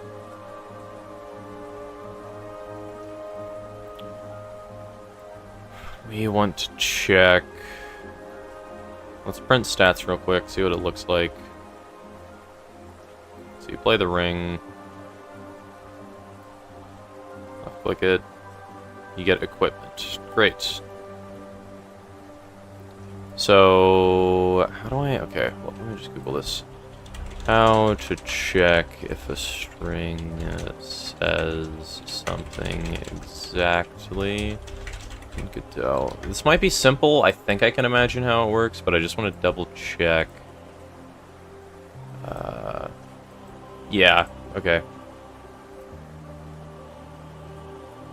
So, wait, 1, 2, 3, 4, 5, 6. And then that would be 7. So... what we want to do is and... here's the problem. Okay. Because we can do stats 7. Let me just print it.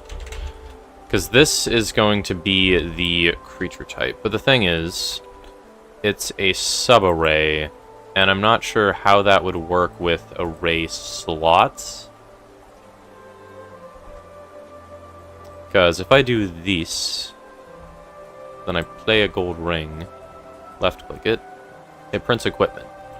And then if I do a comma, let's say it's a gold equipment, or a dwarf equipment. That's not how you spell dwarf. Then I play the gold ring, click it, it brings back dwarf as well. So It is only printing the 5th slot in the array, yet it has multiple. So wait, can I do... Okay, I want it to comb through the entire subarray, I think. So... 4i in stats... If I do... 7...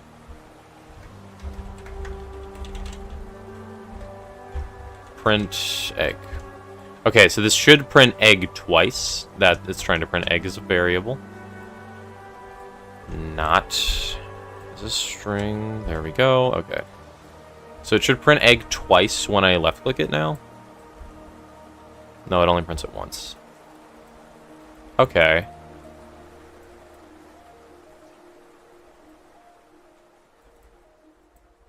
Wait, if I do dot size, does that fix it? That might break it. I think it should fix it, though. Left click. Yeah, it breaks it. Okay. I think I need to do this. Okay. We get the card. We play it. We left click. Egg. Okay. Wait, what? Dot size. Eh. Eh. How do I get the size of an array? Okay, let me go here. I know I have it here. Yeah, it's dot size. So, how do I get the size of a subarray? That's the issue.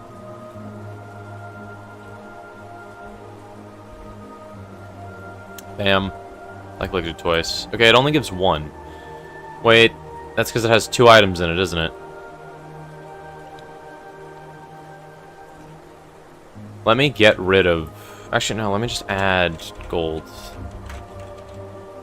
See what happens. Now, if it does 2, I have the entire thing figured out.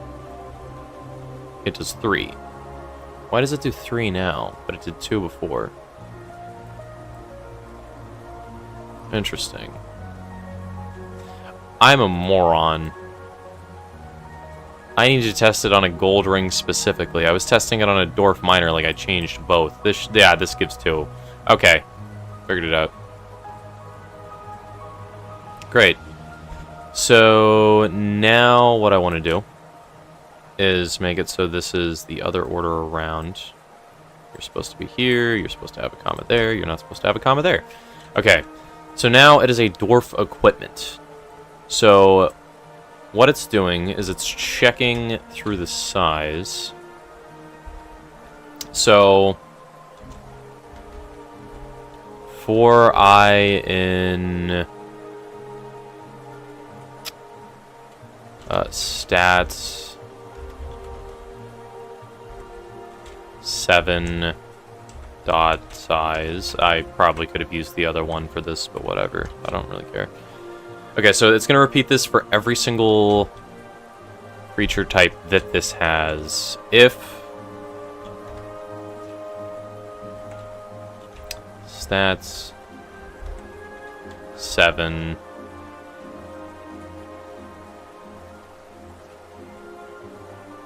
Okay, hold up. How do I go about doing this? So I want to do... Wait.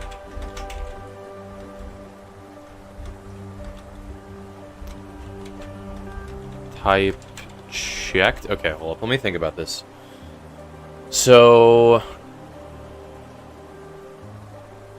it needs to check through all the types. Hey, gotta deal with babies now. Good coding stream, boss. Have fun. See ya, Scar.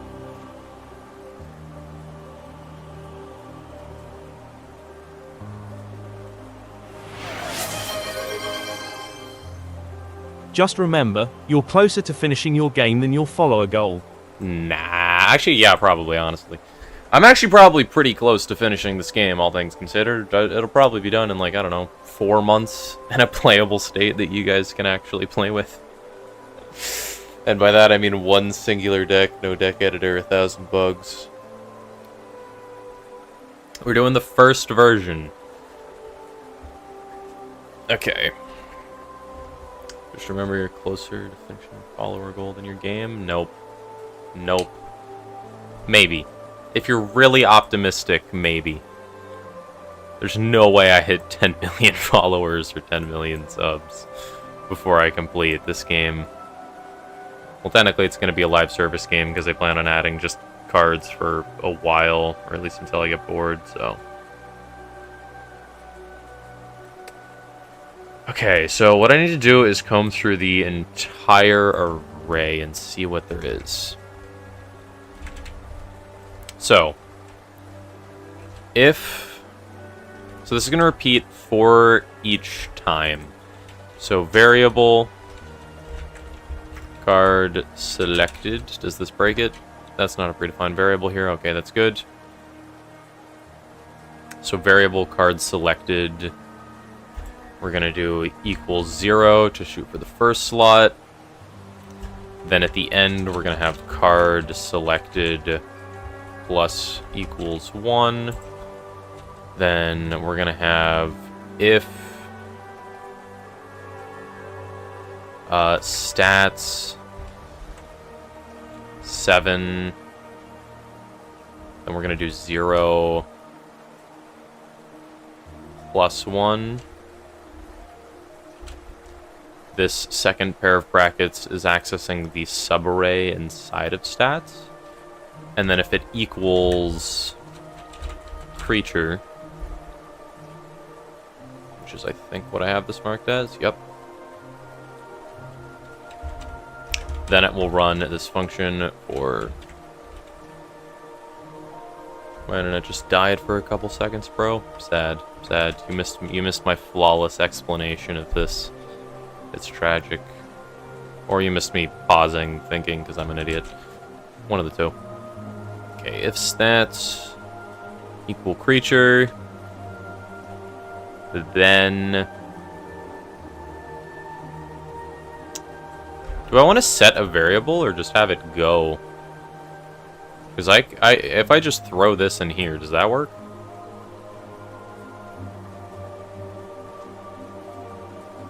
Bam, bam.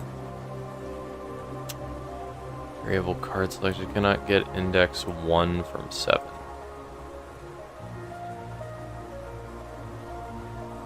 Oh, is it the other way around? No. Oh, I can just do this. Hold up, I need to do a card selected before this, I think. Otherwise it's gonna break. Bam. Cannot get index 0 from 7. Why not? 1, 2, 3, 4, 5, 6, and 8. Oh. Wait, 0, 1, 2, 3, 4, 5, 6. Okay. It does have one, though. Weird. If I do 1, does it fix it?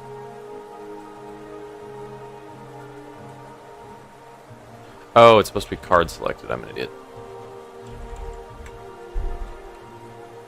Cannot use subscript operator on base of type int. Why not? Why not? Okay, does this work? Because if I play a gold ring... Bam. Okay, invalid operands array and string and operator equals...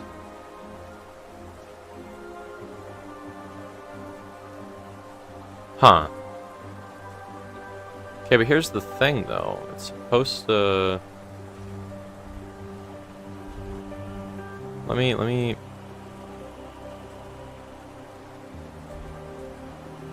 just edit this to print stats 7. So whenever I hover over it, it should print it. Dwarf equipment.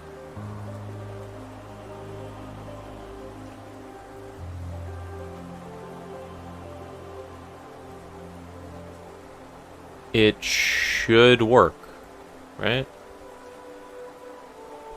But if I open it and left click on it when it's on the battlefields, invalid operands array and string and operator equals.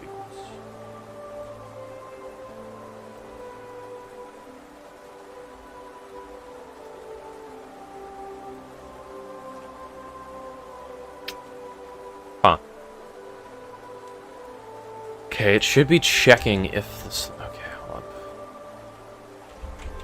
How to check if an item in an array is a specific string in Godot.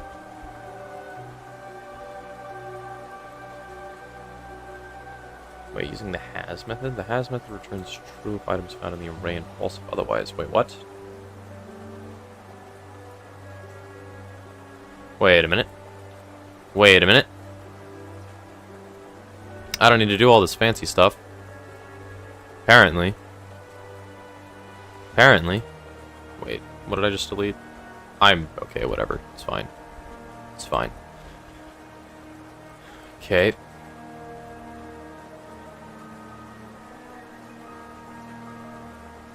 If event 7 dot has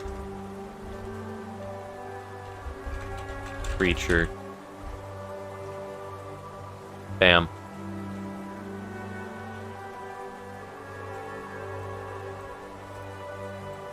Wait, does it work? Hold up, let me just play some stuff.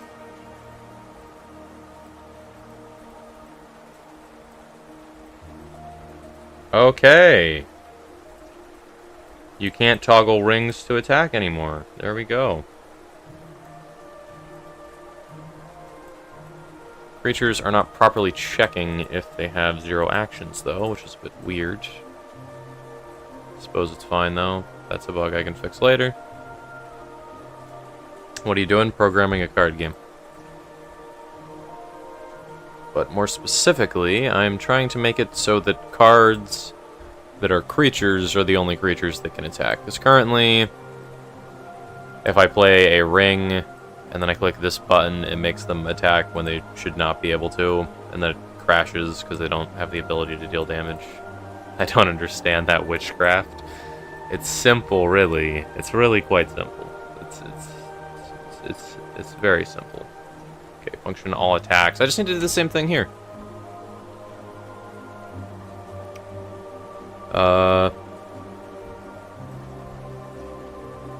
Yeah, I just need to do the same thing here. If card dot stats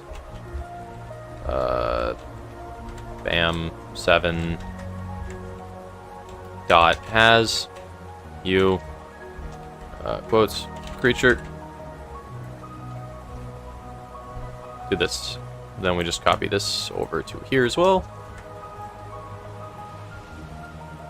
There we go. Bam.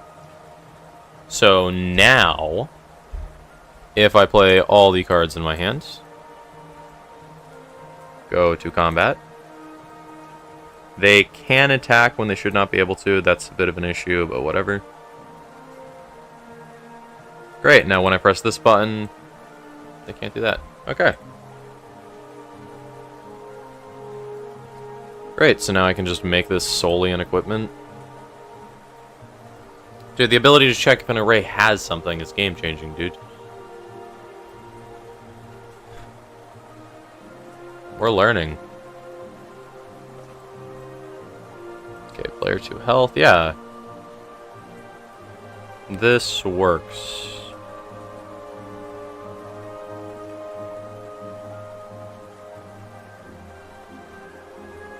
This works.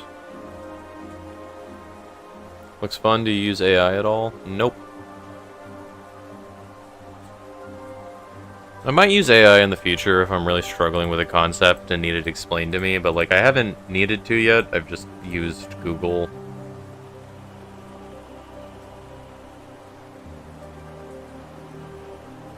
There are plenty of people on like Reddit and the Godot forums and the Godot docs that just let you know absolutely everything you need to.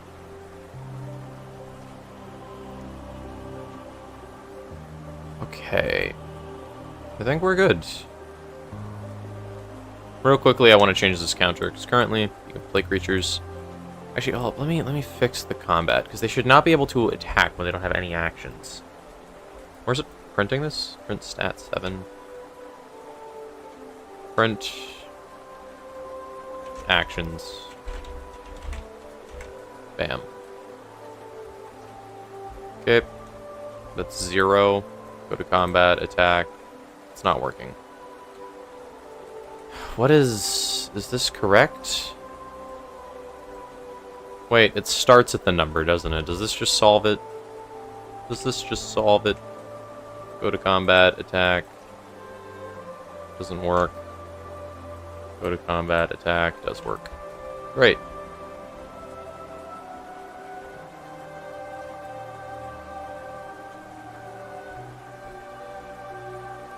Eh? Did I break something? No, it's working fine. Okay. Fantastic.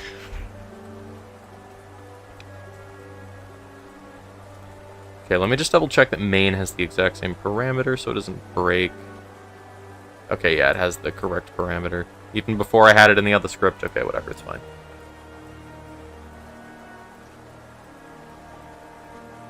Great. Dude, we're actually cooking.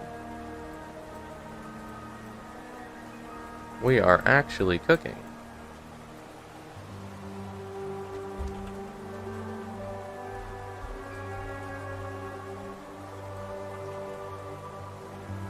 Okay, let me make it so this counter changes so it tells you exactly how many of the gold coins you actually have.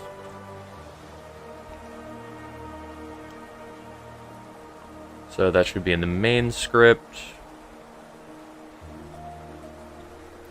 Whenever a token gets created.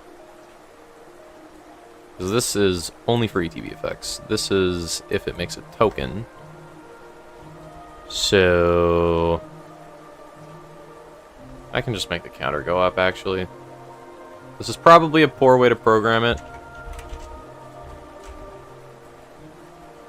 Token counter. Let me add an underscore.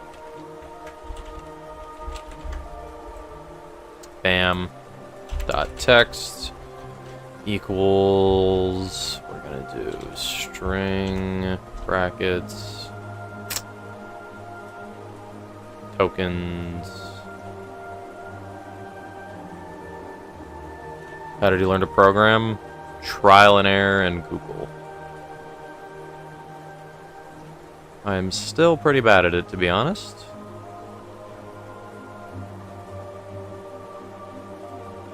Wait, I need to make an array with all the... Okay, hold up. Yeah, let me just copy this. Just copy this. Variable. Token count is array tokens. Get children, then I can just make this token count.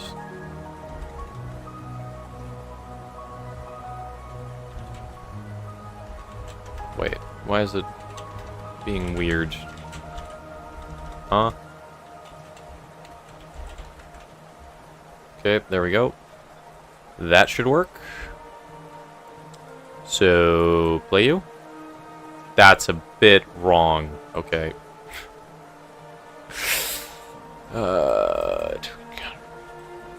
Oh, right.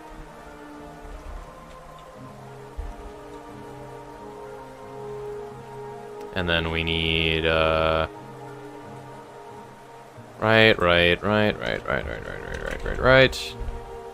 This is variable tokens, and then I need to make variable token count equal tokens dot size. Bam. I wanted to study programming, but ended up studying architecture. I like being an architect, though. Being an architect seems fun. Architecture is cool. Bam. Okay, the counter counts up properly. There we go. Great. I feel like we're getting to the point where I need more cards to just program, because that's the like one of the two things I can do. Because currently, you start the game, you get all your cards, you can play them. So equipment are weird because they are supposed to be equipped onto creatures, so I kind of need abilities to work to use these.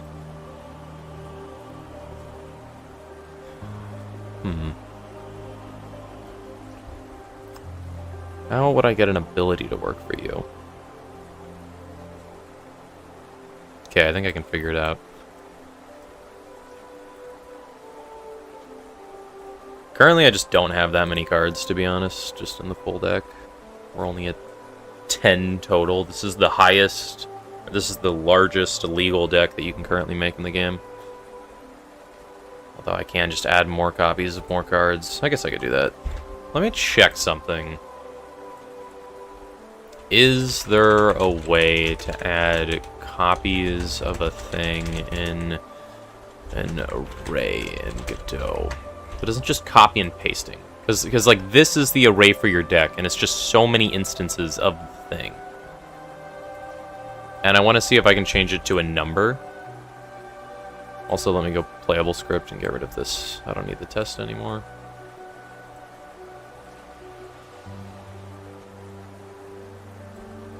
Okay. So you can add copies of an item to an array. Man, whatever, it's fine. I can just keep it like this, I guess.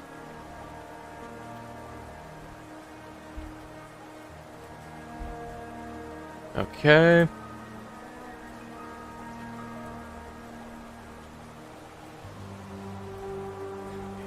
Okay. Because, okay, everything that I need to do in the game currently. I need to program an enemy you can play against. I need to program the ability to equip equipment to creatures. And what else?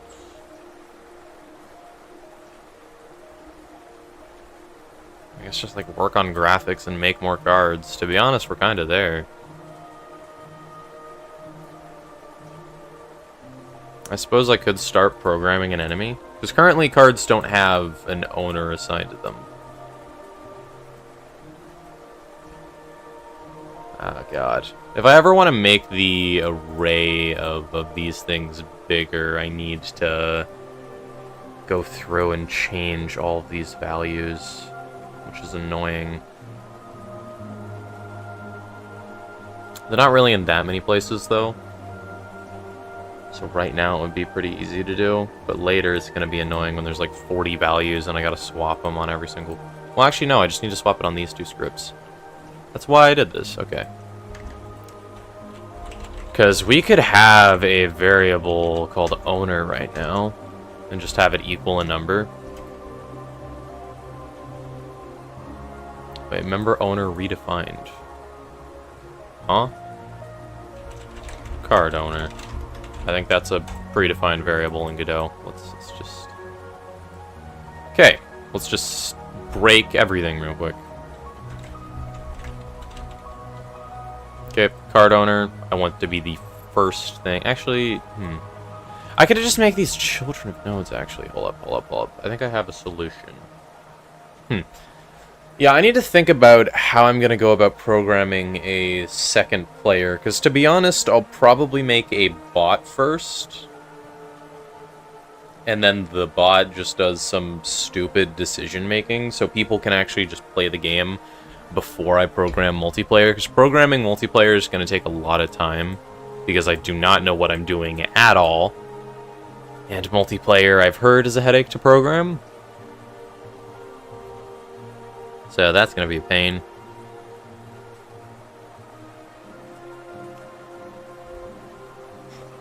But I think it's worth making a bot in the meantime for the player to play against.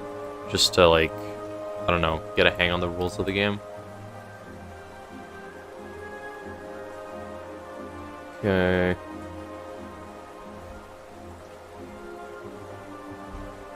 Because I need to make a second player at some point. So, I suppose let's do that. Bam. So, we have player 1 health, we have player 2 health.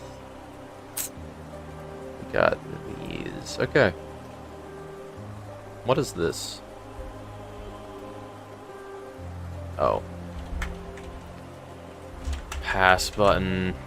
Let me make sure the formatting is the same. What is this node? Oh, wait, it's the new node.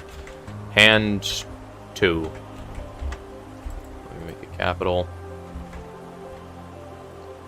And this is going to be the all attack button. Okay. I think that's going to break the labels and the signals, but I'm not sure. Let's just check. Nope, you function. I'm assuming you function as well. Let me go just normal. Let me just play everything. All these cards are free. Okay, let's just go next. Bam. Dude, I have a nice system going on here so far. I'm actually making progress. Oh my god, my first real video game. I only have 31 hours in Godot on this computer. I know, that's on Steam. I don't actually know how many hours I've spent in Godot, but it's probably closer to 100 by now. Maybe. Maybe it's closer to like 75? Not sure. Because I programmed like a garbage tower defense game a while ago, and I just did not know what I was doing, and I followed way too many tutorials without like actually paying attention to what they were saying. So, by the time I got like to the end of the tutorials, I was just kind of like, what the heck am I doing?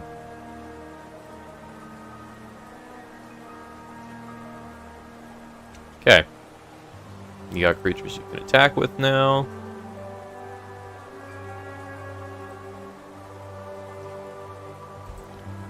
Bam.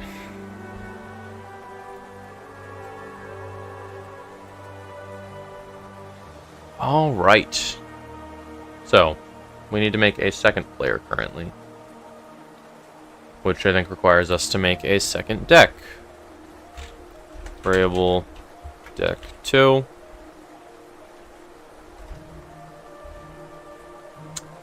And we'll just copy this entire deck, I suppose. I don't see why not.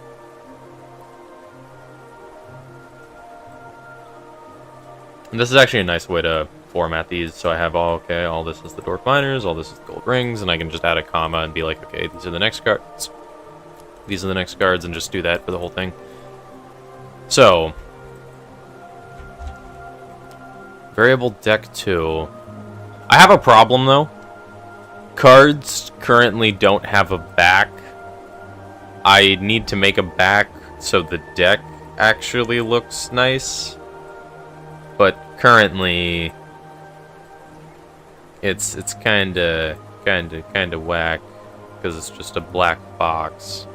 So enemy cards are just going to be completely visible to me. I suppose that's fine. I kind of just need to duplicate everything and swap it around, though. Because cards need to just keep track of their owners.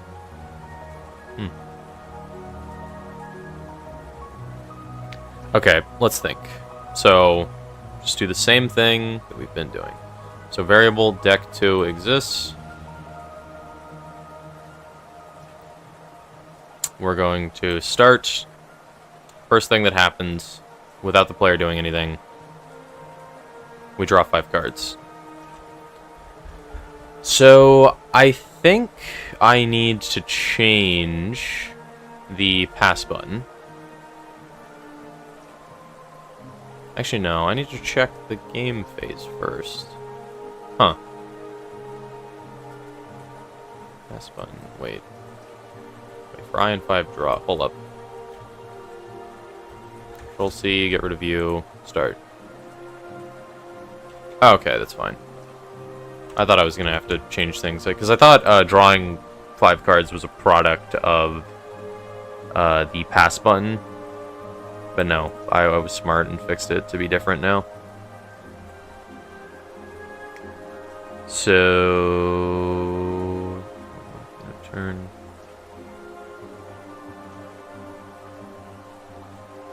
I need to change this to be like, I don't know, 8 now? Because currently, the turn phase is capped at 4 because that's how many I had in my turn. So currently, you have phase 2, which is the one where you get to play cards. Then you go to phase 3, which is combat. Phase 4 is when your creatures attack.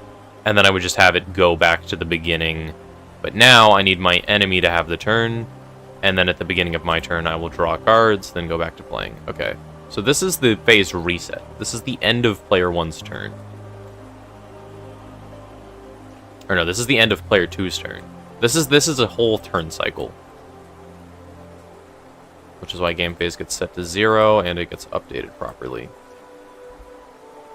Actions refresh. Okay. So let me just go ahead and do another draw function. Okay. So func draw 2. Bam, pass. Okay. So now in this I want to draw 2 as well. Okay. Then let's just copy all this, go through and fix it.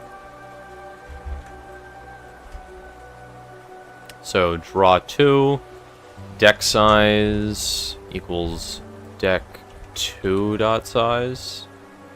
Yeah, let's just add a 2 to everything. So now we'll get the size of the second deck. Cards in hand equals hand 2 dot get children.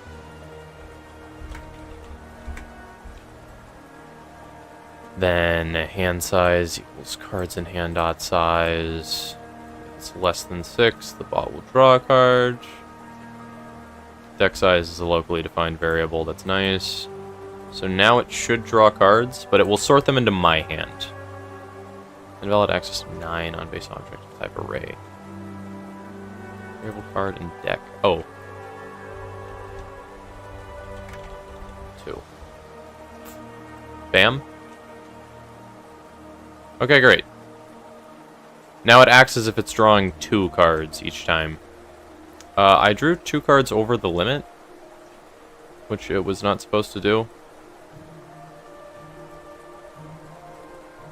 But, whatever. That's fine, I suppose. Okay, so now we need a hand sort 2. And then we're just going to duplicate all of hand sort, make hand sort 2. Great, so cards in hand equals hand 2. Dot get children. Variable card selected equals 0. This works fine. This works fine. Great. Now screen middle, horizontal hand offset is correct. Vertical hand offset. So I think we need vertical hand offset too.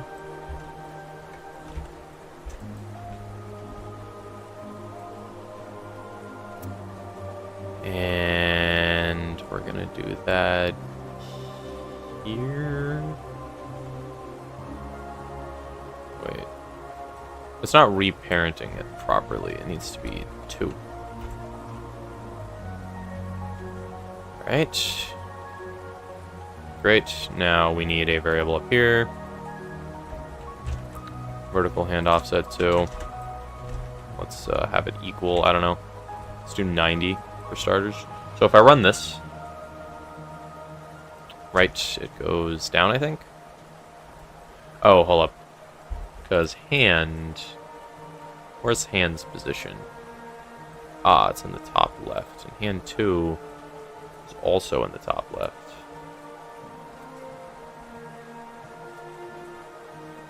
Compared to, what is this? Battlefield, tokens, deck. What is this node? Oh, is that just the collision shape 2D? Is that just this center line? Nope. Metal line. I do not know what... Oh, yeah, that's the collision shape. I'm an idiot. Okay.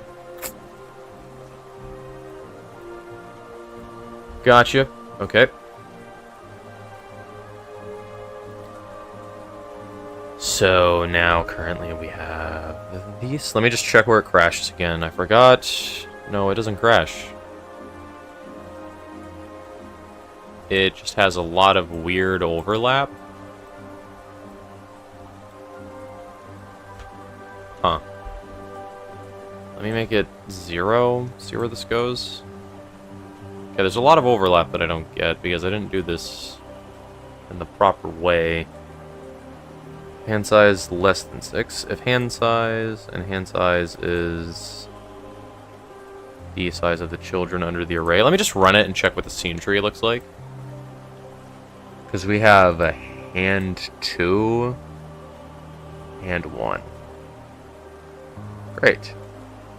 They both have 5 children.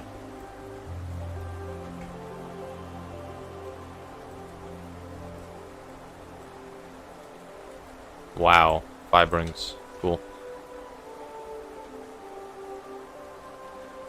Great. Card position equals screen middle minus horizontal hand offset times card selected. Yeah, this makes sense. 150.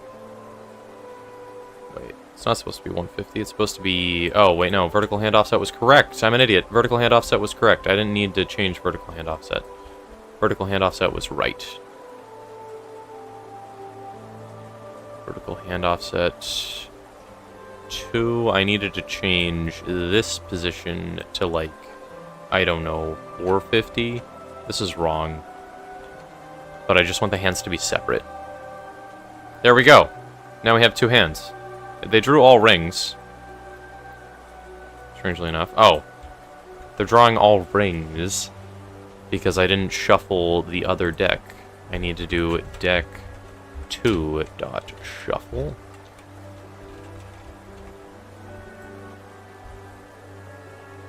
Okay. Now hand sort 2. I need to make the card selected. Hold up. Let me just make it go up. If I make it just 1, what happens? Honestly, that's not even bad. Can I just make it 0? I mean, that's the top. 1050 is what? What is this coordinate? Oh, it goes to 960. Wow, it's even less than that. Hold up, let me go up here. If I change this to 960, and go next. Nah, that's too high. Alright.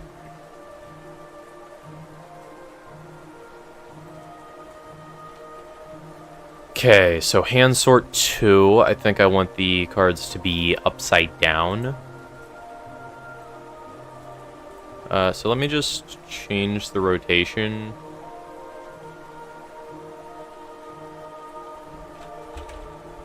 Card dot rotation equals whatever. 180. Please say that works. It's probably gonna break, but oh well. Not as bad as I thought it would be. Let's do, I don't know, 260.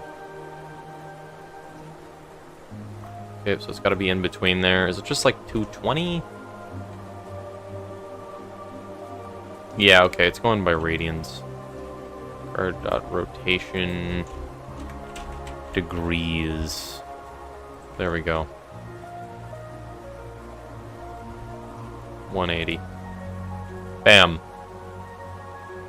Okay. Now needs to subtract by the vertical offset.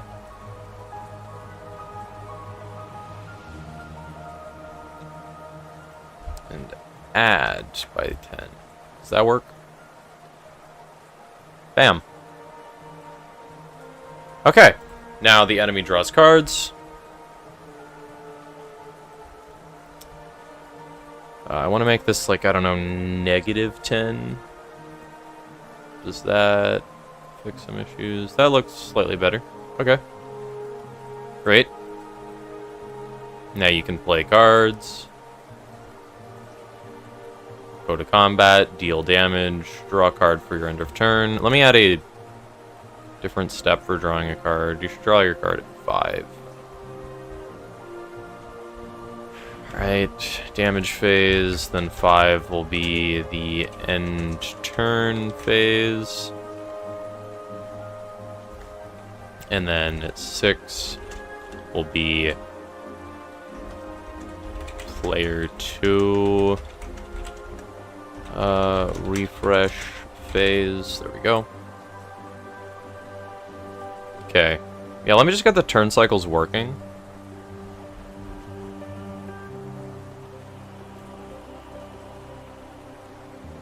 Dude, we're actually making progress. We are actually doing decent. Okay, let's just start you. Drew all the cards. Like that again. God damn. Okay, so the bot is not drawing cards currently. Okay, yeah, let's just figure out the turn phases.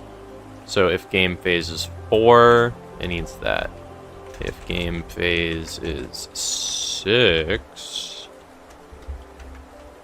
it does this. Let me just move this down.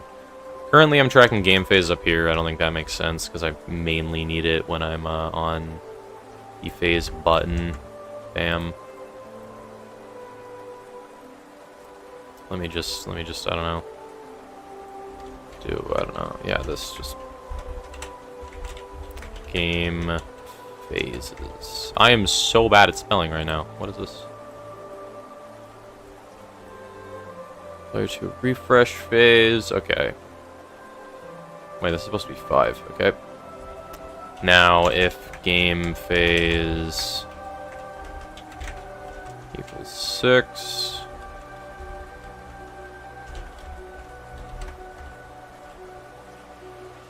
Then I want to grab Battlefield 2. Actually, yeah, let me just pass for now, because we need to figure out the bot playing cards before we refresh them. So, the 7th phase would be the P2 draw phase. Phase 8 would be P2 main phase. Now phase 9 would be P2 combat phase. Phase 10 would be P2 damn it, it's not in a straight line anymore. Sad. Okay, whatever. Then number 11 would be the P2 end turn phase. Okay. So this is 12.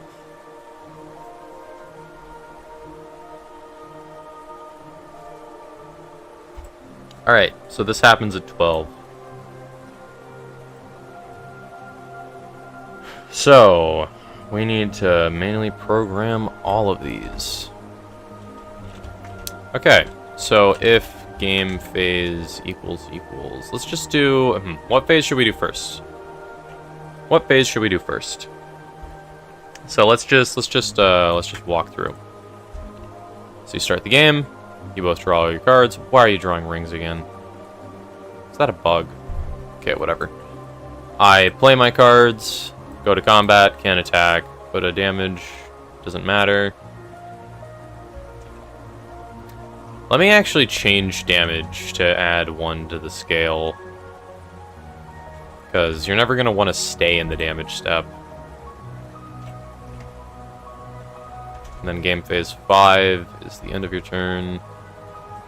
Because you can play cards, you can decide what attacks, and then game phase 5, it's supposed to go, right?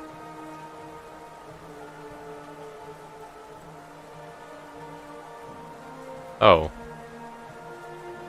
Wait, why is game phase 4 you deal combat damage, you add 1. Oh, it doesn't update the label, I'm an idiot.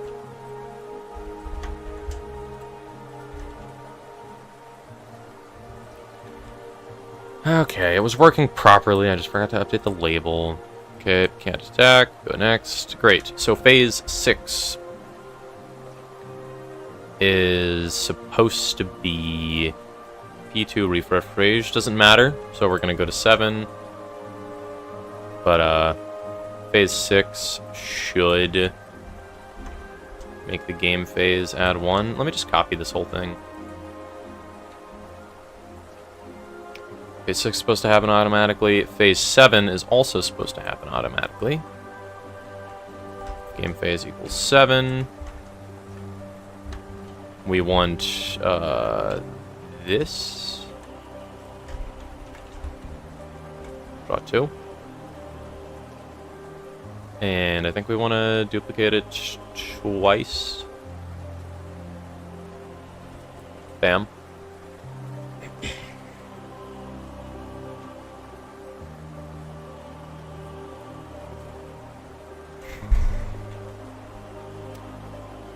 All right. Okay. P2 draw phase. P2 main phase. Okay. So let me just check that this works, because I believe that it should draw 2 cards after I pass turn to it. So I'd play my hand, go to combat, can't attack, go next. It drew a card. Oh, I forgot to... I'm an idiot. I forgot to change this to draw 2, so it drew 1 and then I drew 1. Bam. Hello, Panda. We're adding a second player. You missed a bit. Why? What?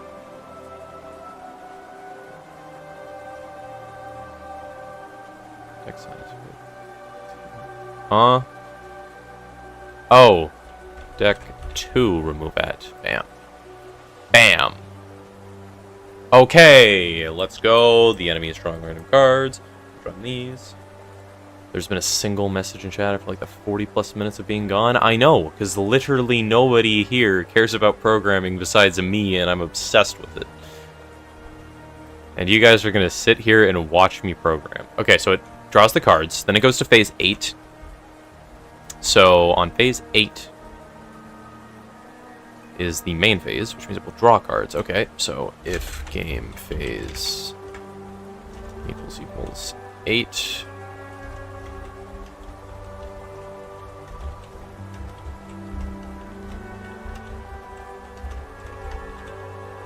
Then, okay.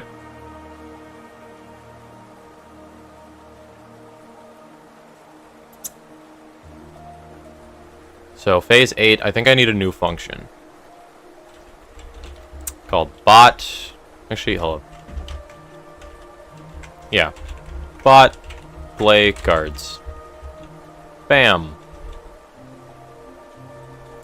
Alright, let's add this now. Battlefield sort, card release, stand sort. Yeah, it's time. Okay, so we're gonna do it, I guess, here. God damn, this script is an abomination. Look at how big this has gotten. Dude, it's massive. Don't care about you. I need to start just closing things, dude. Pass button is kind of relevant. Because I need to do this. Yeah, okay. Pass button I can deal with later. Refresh actions, I don't care. Deal combat damage, I don't care. Don't care about either of you. Battlefield sort, don't care. Card release, don't care. And sort 2. And sort, draw 2. Draw. Process. Wow, process really doesn't do much at all. Literally all I'm doing every frame in the main script is checking how many cards are in my deck, which I could just do every time I draw a card, but I'm too lazy to move it. Okay, whatever. Alright, function, bot play cards. So, how do we determine how a bot is going to go about playing cards?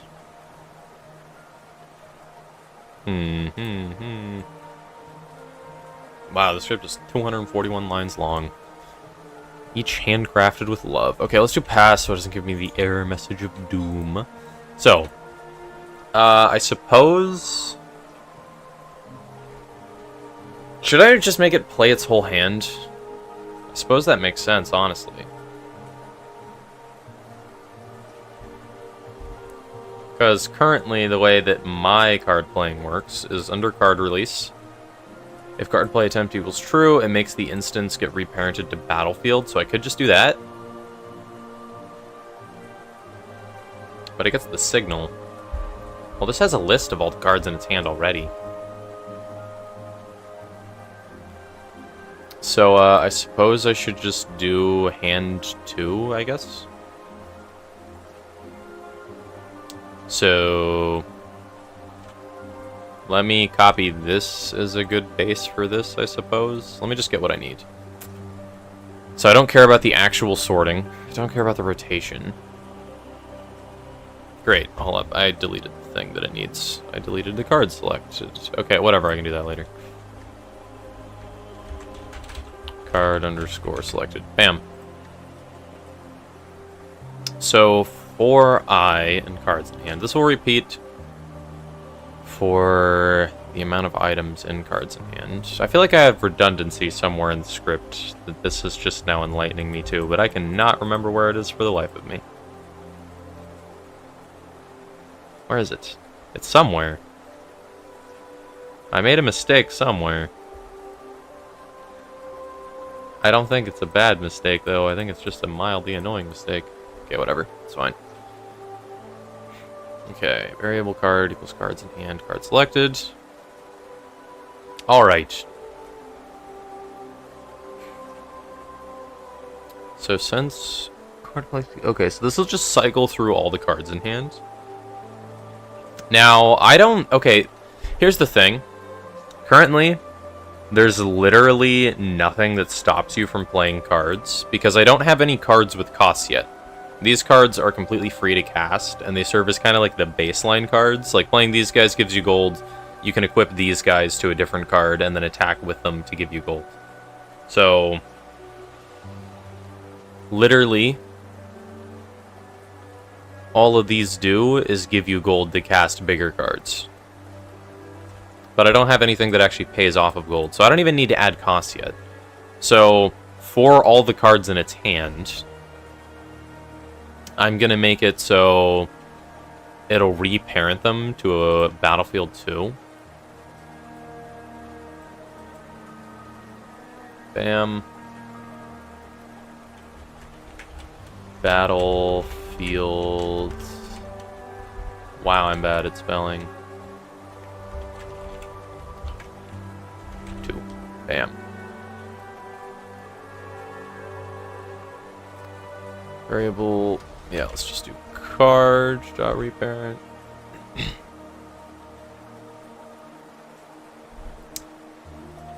Okay, then we'll reparent it to battlefield underscore 2.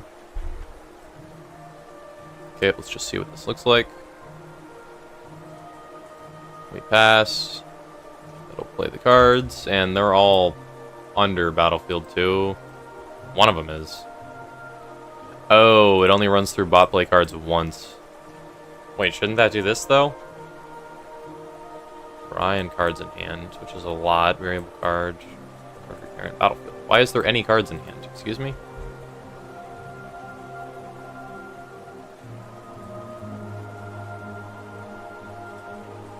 Eight is when it's supposed to do that. Hold up.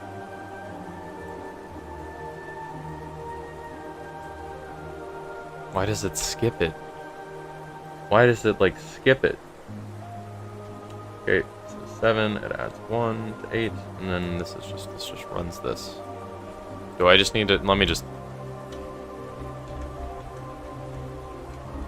Bam. Efficiency.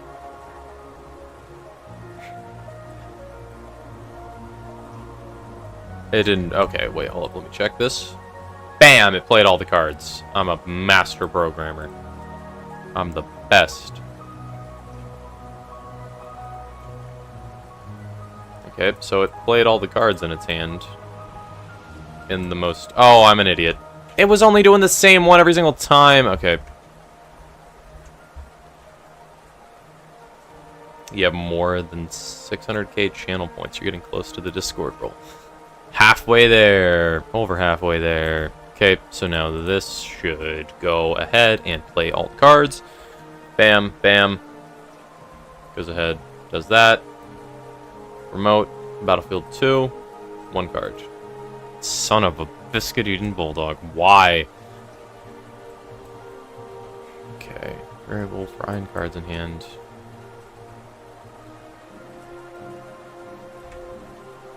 Does that fix it? Was I just missing an indent? Remote, Battlefield 2. That was literally it. I was missing an indent. Okay. Bam! Okay, now all the cards are children of that. Okay. Now let's go copy the card release function some more. Then we need to do instant.fix position. We're gonna do card.fix position, I suppose. Is card used anywhere in the script, or is it just... Am I just doing that for fun? Whatever, this one's gonna say card everywhere, this one's gonna say instance everywhere. Who cares? Actually, I need to change it later for when a player is playing player 2. This should all be instance.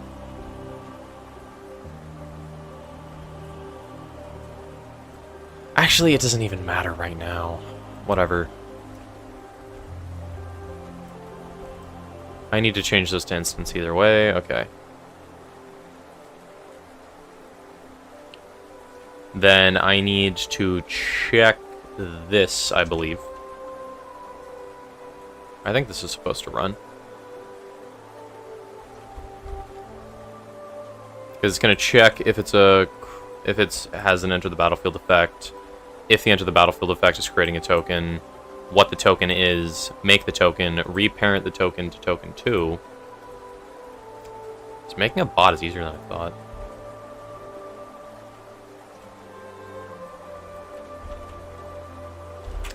Tokens 2.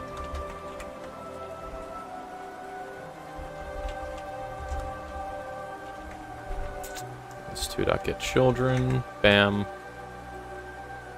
Token counter doesn't matter.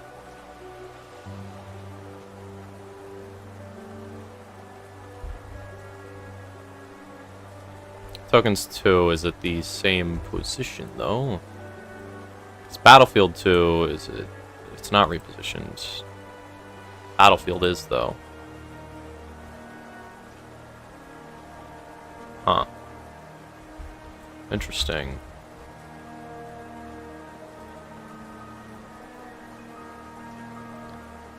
Okay. Tokens also have positional coordinates, but I don't think it... Does it matter?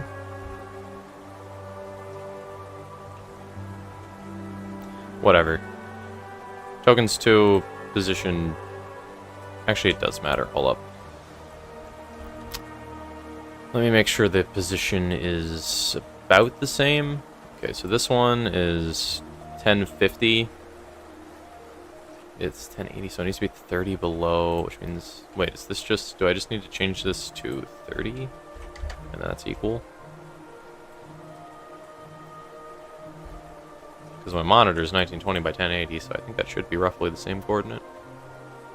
It should also be on the other side, though, so 325, it needs to be 1920 minus 325. That's just like... Wait. Whatever. I think that's right. It's supposed to be the other one.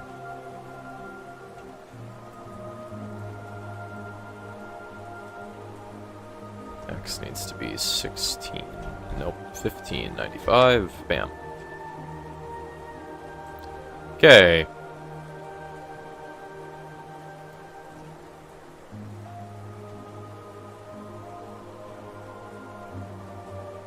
If parent node name equals battlefield.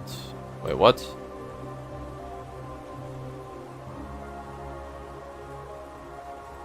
Supposed to reparent them to battlefield. Oh, wait, fixed position.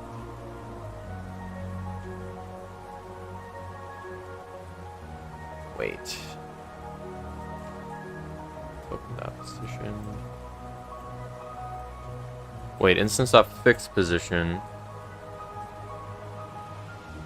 If parent node name is battlefield. That's after it's been assigned to battlefield 2. Why does this crash it?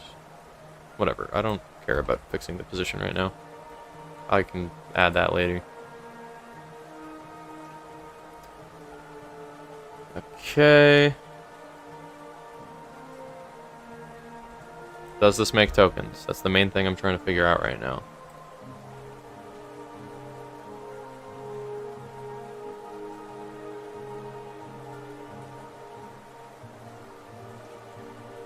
Oh, I didn't think about it. Wait a minute. Hold up, let me go back to my turn.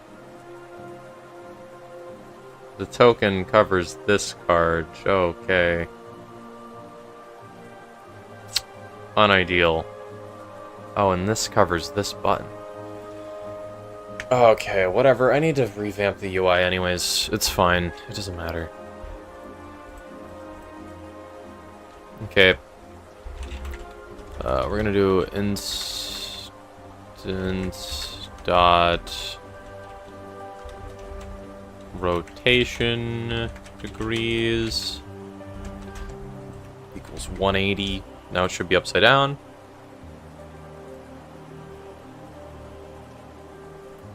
I said it should be upside down. Why does this not work?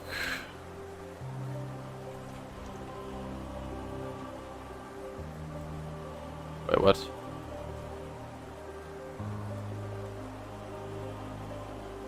Wait, huh? Oh. Wait, instance rotation degrees. It's supposed to change the token rotation degrees, not the instance rotation degrees. I'm an idiot. Token recurrent tokens 2. Great. Now token rotation degrees. Bam.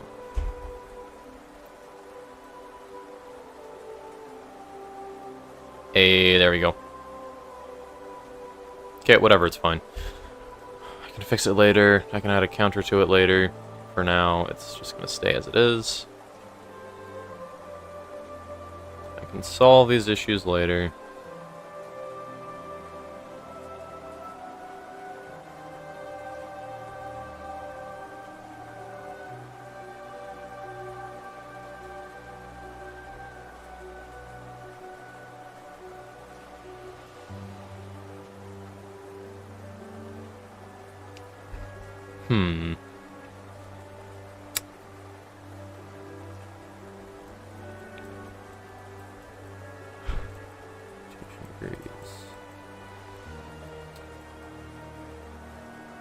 Okay. So now what I need to copy the card release script that is battlefield sort and hand sort.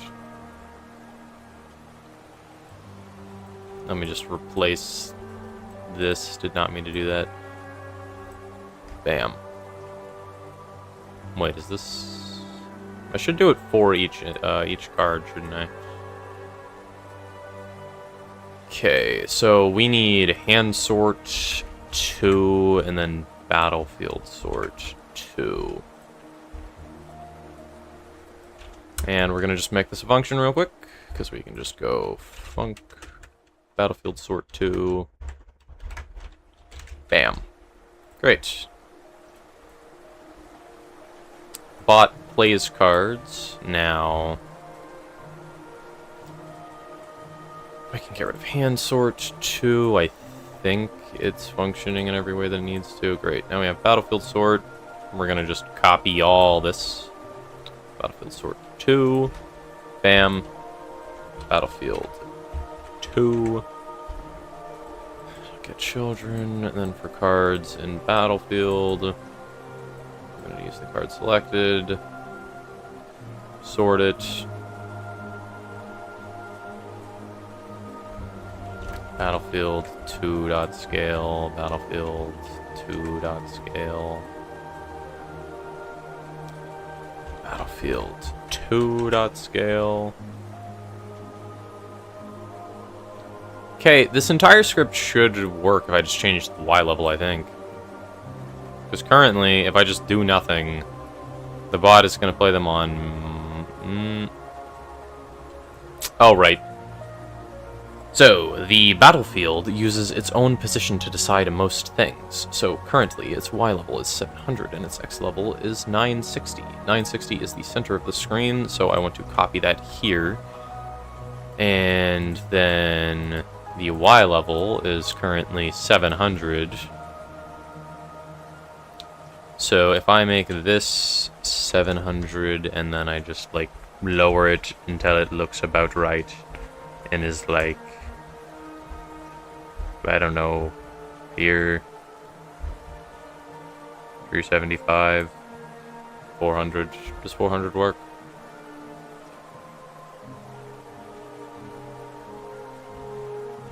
Okay, let me just grab a calculator for basic math. I'm way too lazy to think right now. Okay, so that minus 700 is 380. Is that right? Is it just 380? My calculator says that's equal. Bam! Let's see how it works.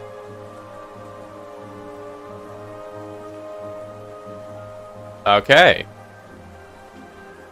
Doesn't adjust the scale because it doesn't fix card positions, which is the problem.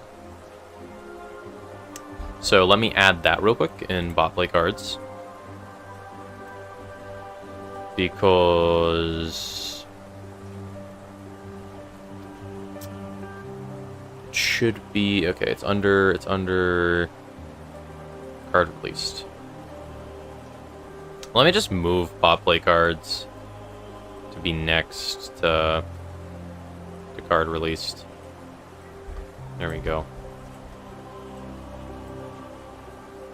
What did I didn't copy all of its text. I'm an idiot. Okay, come here. Under there you go. Oops. Great. Alright.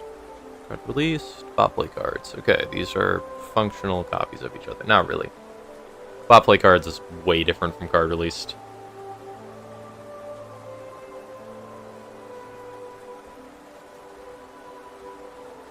Alright, now we have stop fixed position.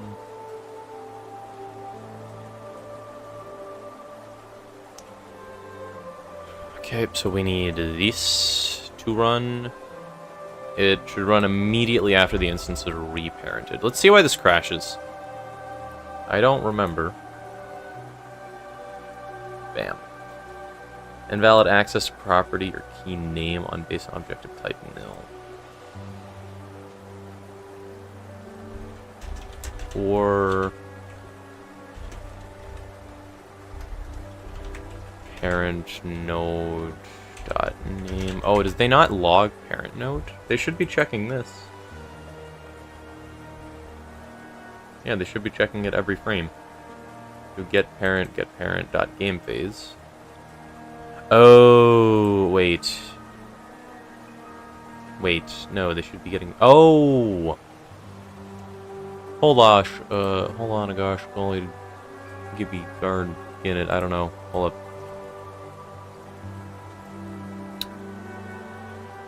Check the... wait.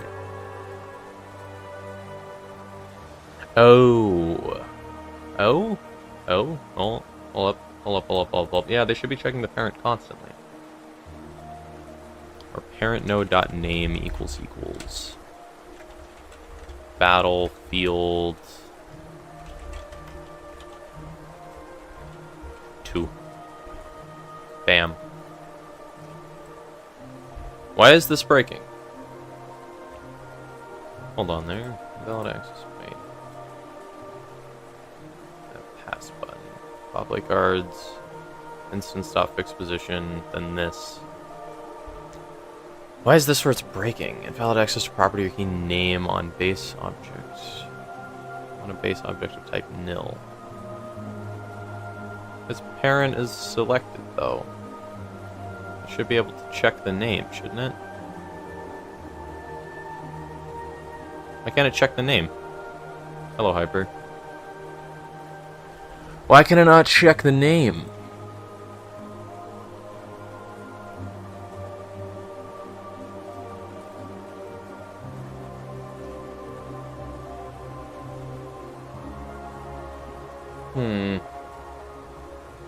Okay.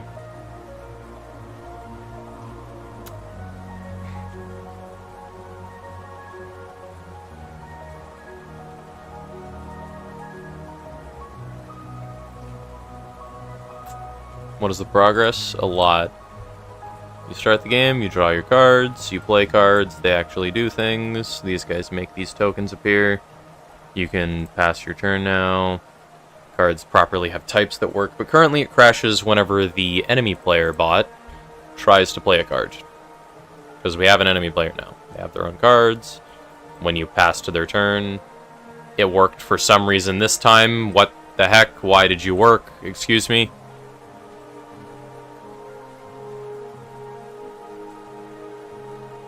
What the heck? If I just skip past, does it work? Okay, if I skip past super quickly, it works.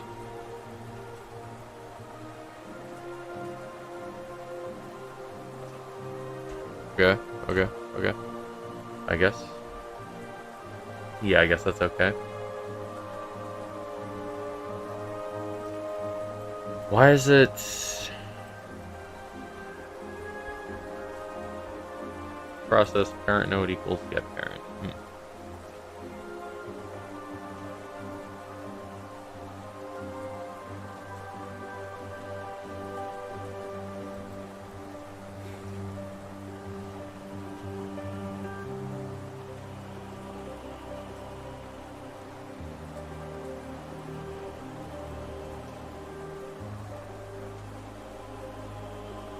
Wait, this vector 2 equals this.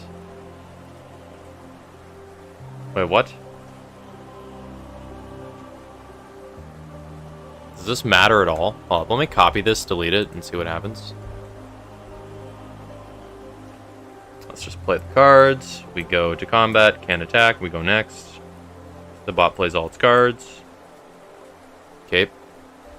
Okay, this line of code I think was just pure redundancy, because it checks if the parent node name is this, but it only fixes position if it's on the battlefield in the first place currently. Let me just double check that's true. Because fix underscore position only appears where? When you play the card, and it gets reassigned to battlefields, when the card deals combat damage, and where else? And when the card is done dealing combat damage. Yeah, fixed position is exclusively when it's done with combat.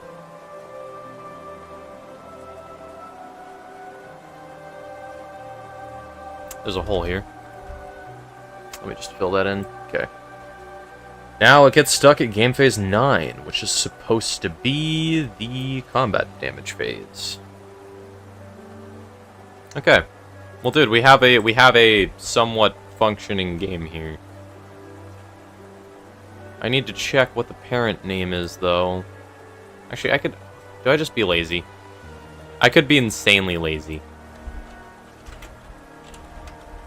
If parent node dot name. Actually, hold up. Let me just... whatever. Whatever, I can do it later. I can do it tomorrow, or off stream when I'm bored.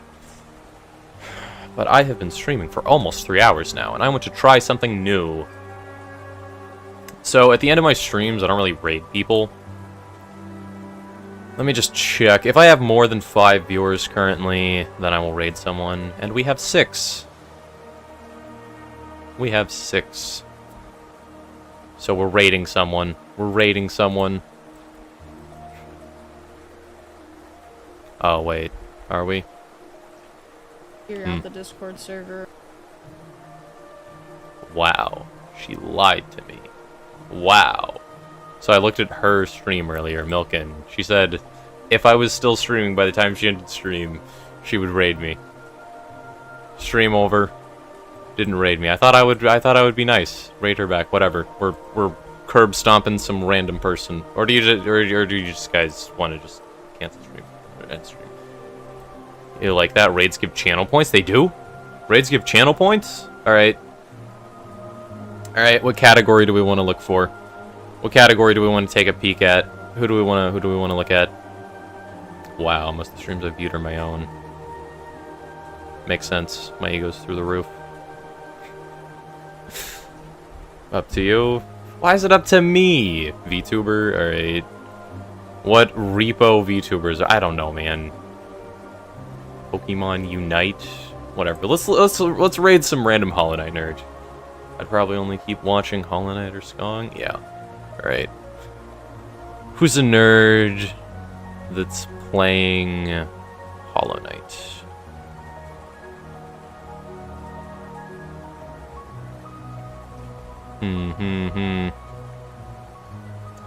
Who's this? We just gotta find a good mic.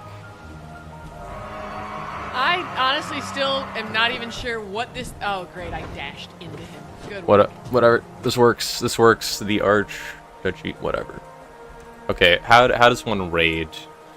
How does one raid? Stream manager. Refresh, because it's broken literally every time. I don't know why I have to refresh the page. Literally always. Okay. /raid, and then does that work? Does that work? The arch. Sure. Yeah. Let's go. All right, fellas. All right.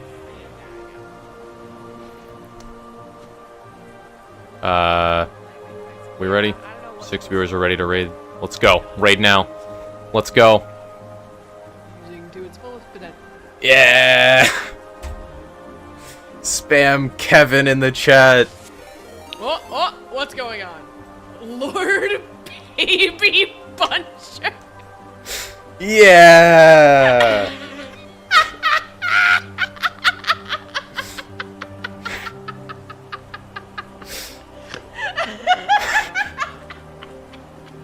That's a great reaction to my name.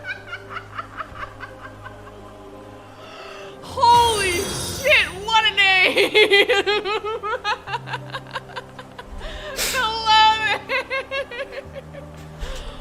Oh, God. Alright, I'm in mine. You got me good. See you guys later. Oh, Lord Baby Buncher.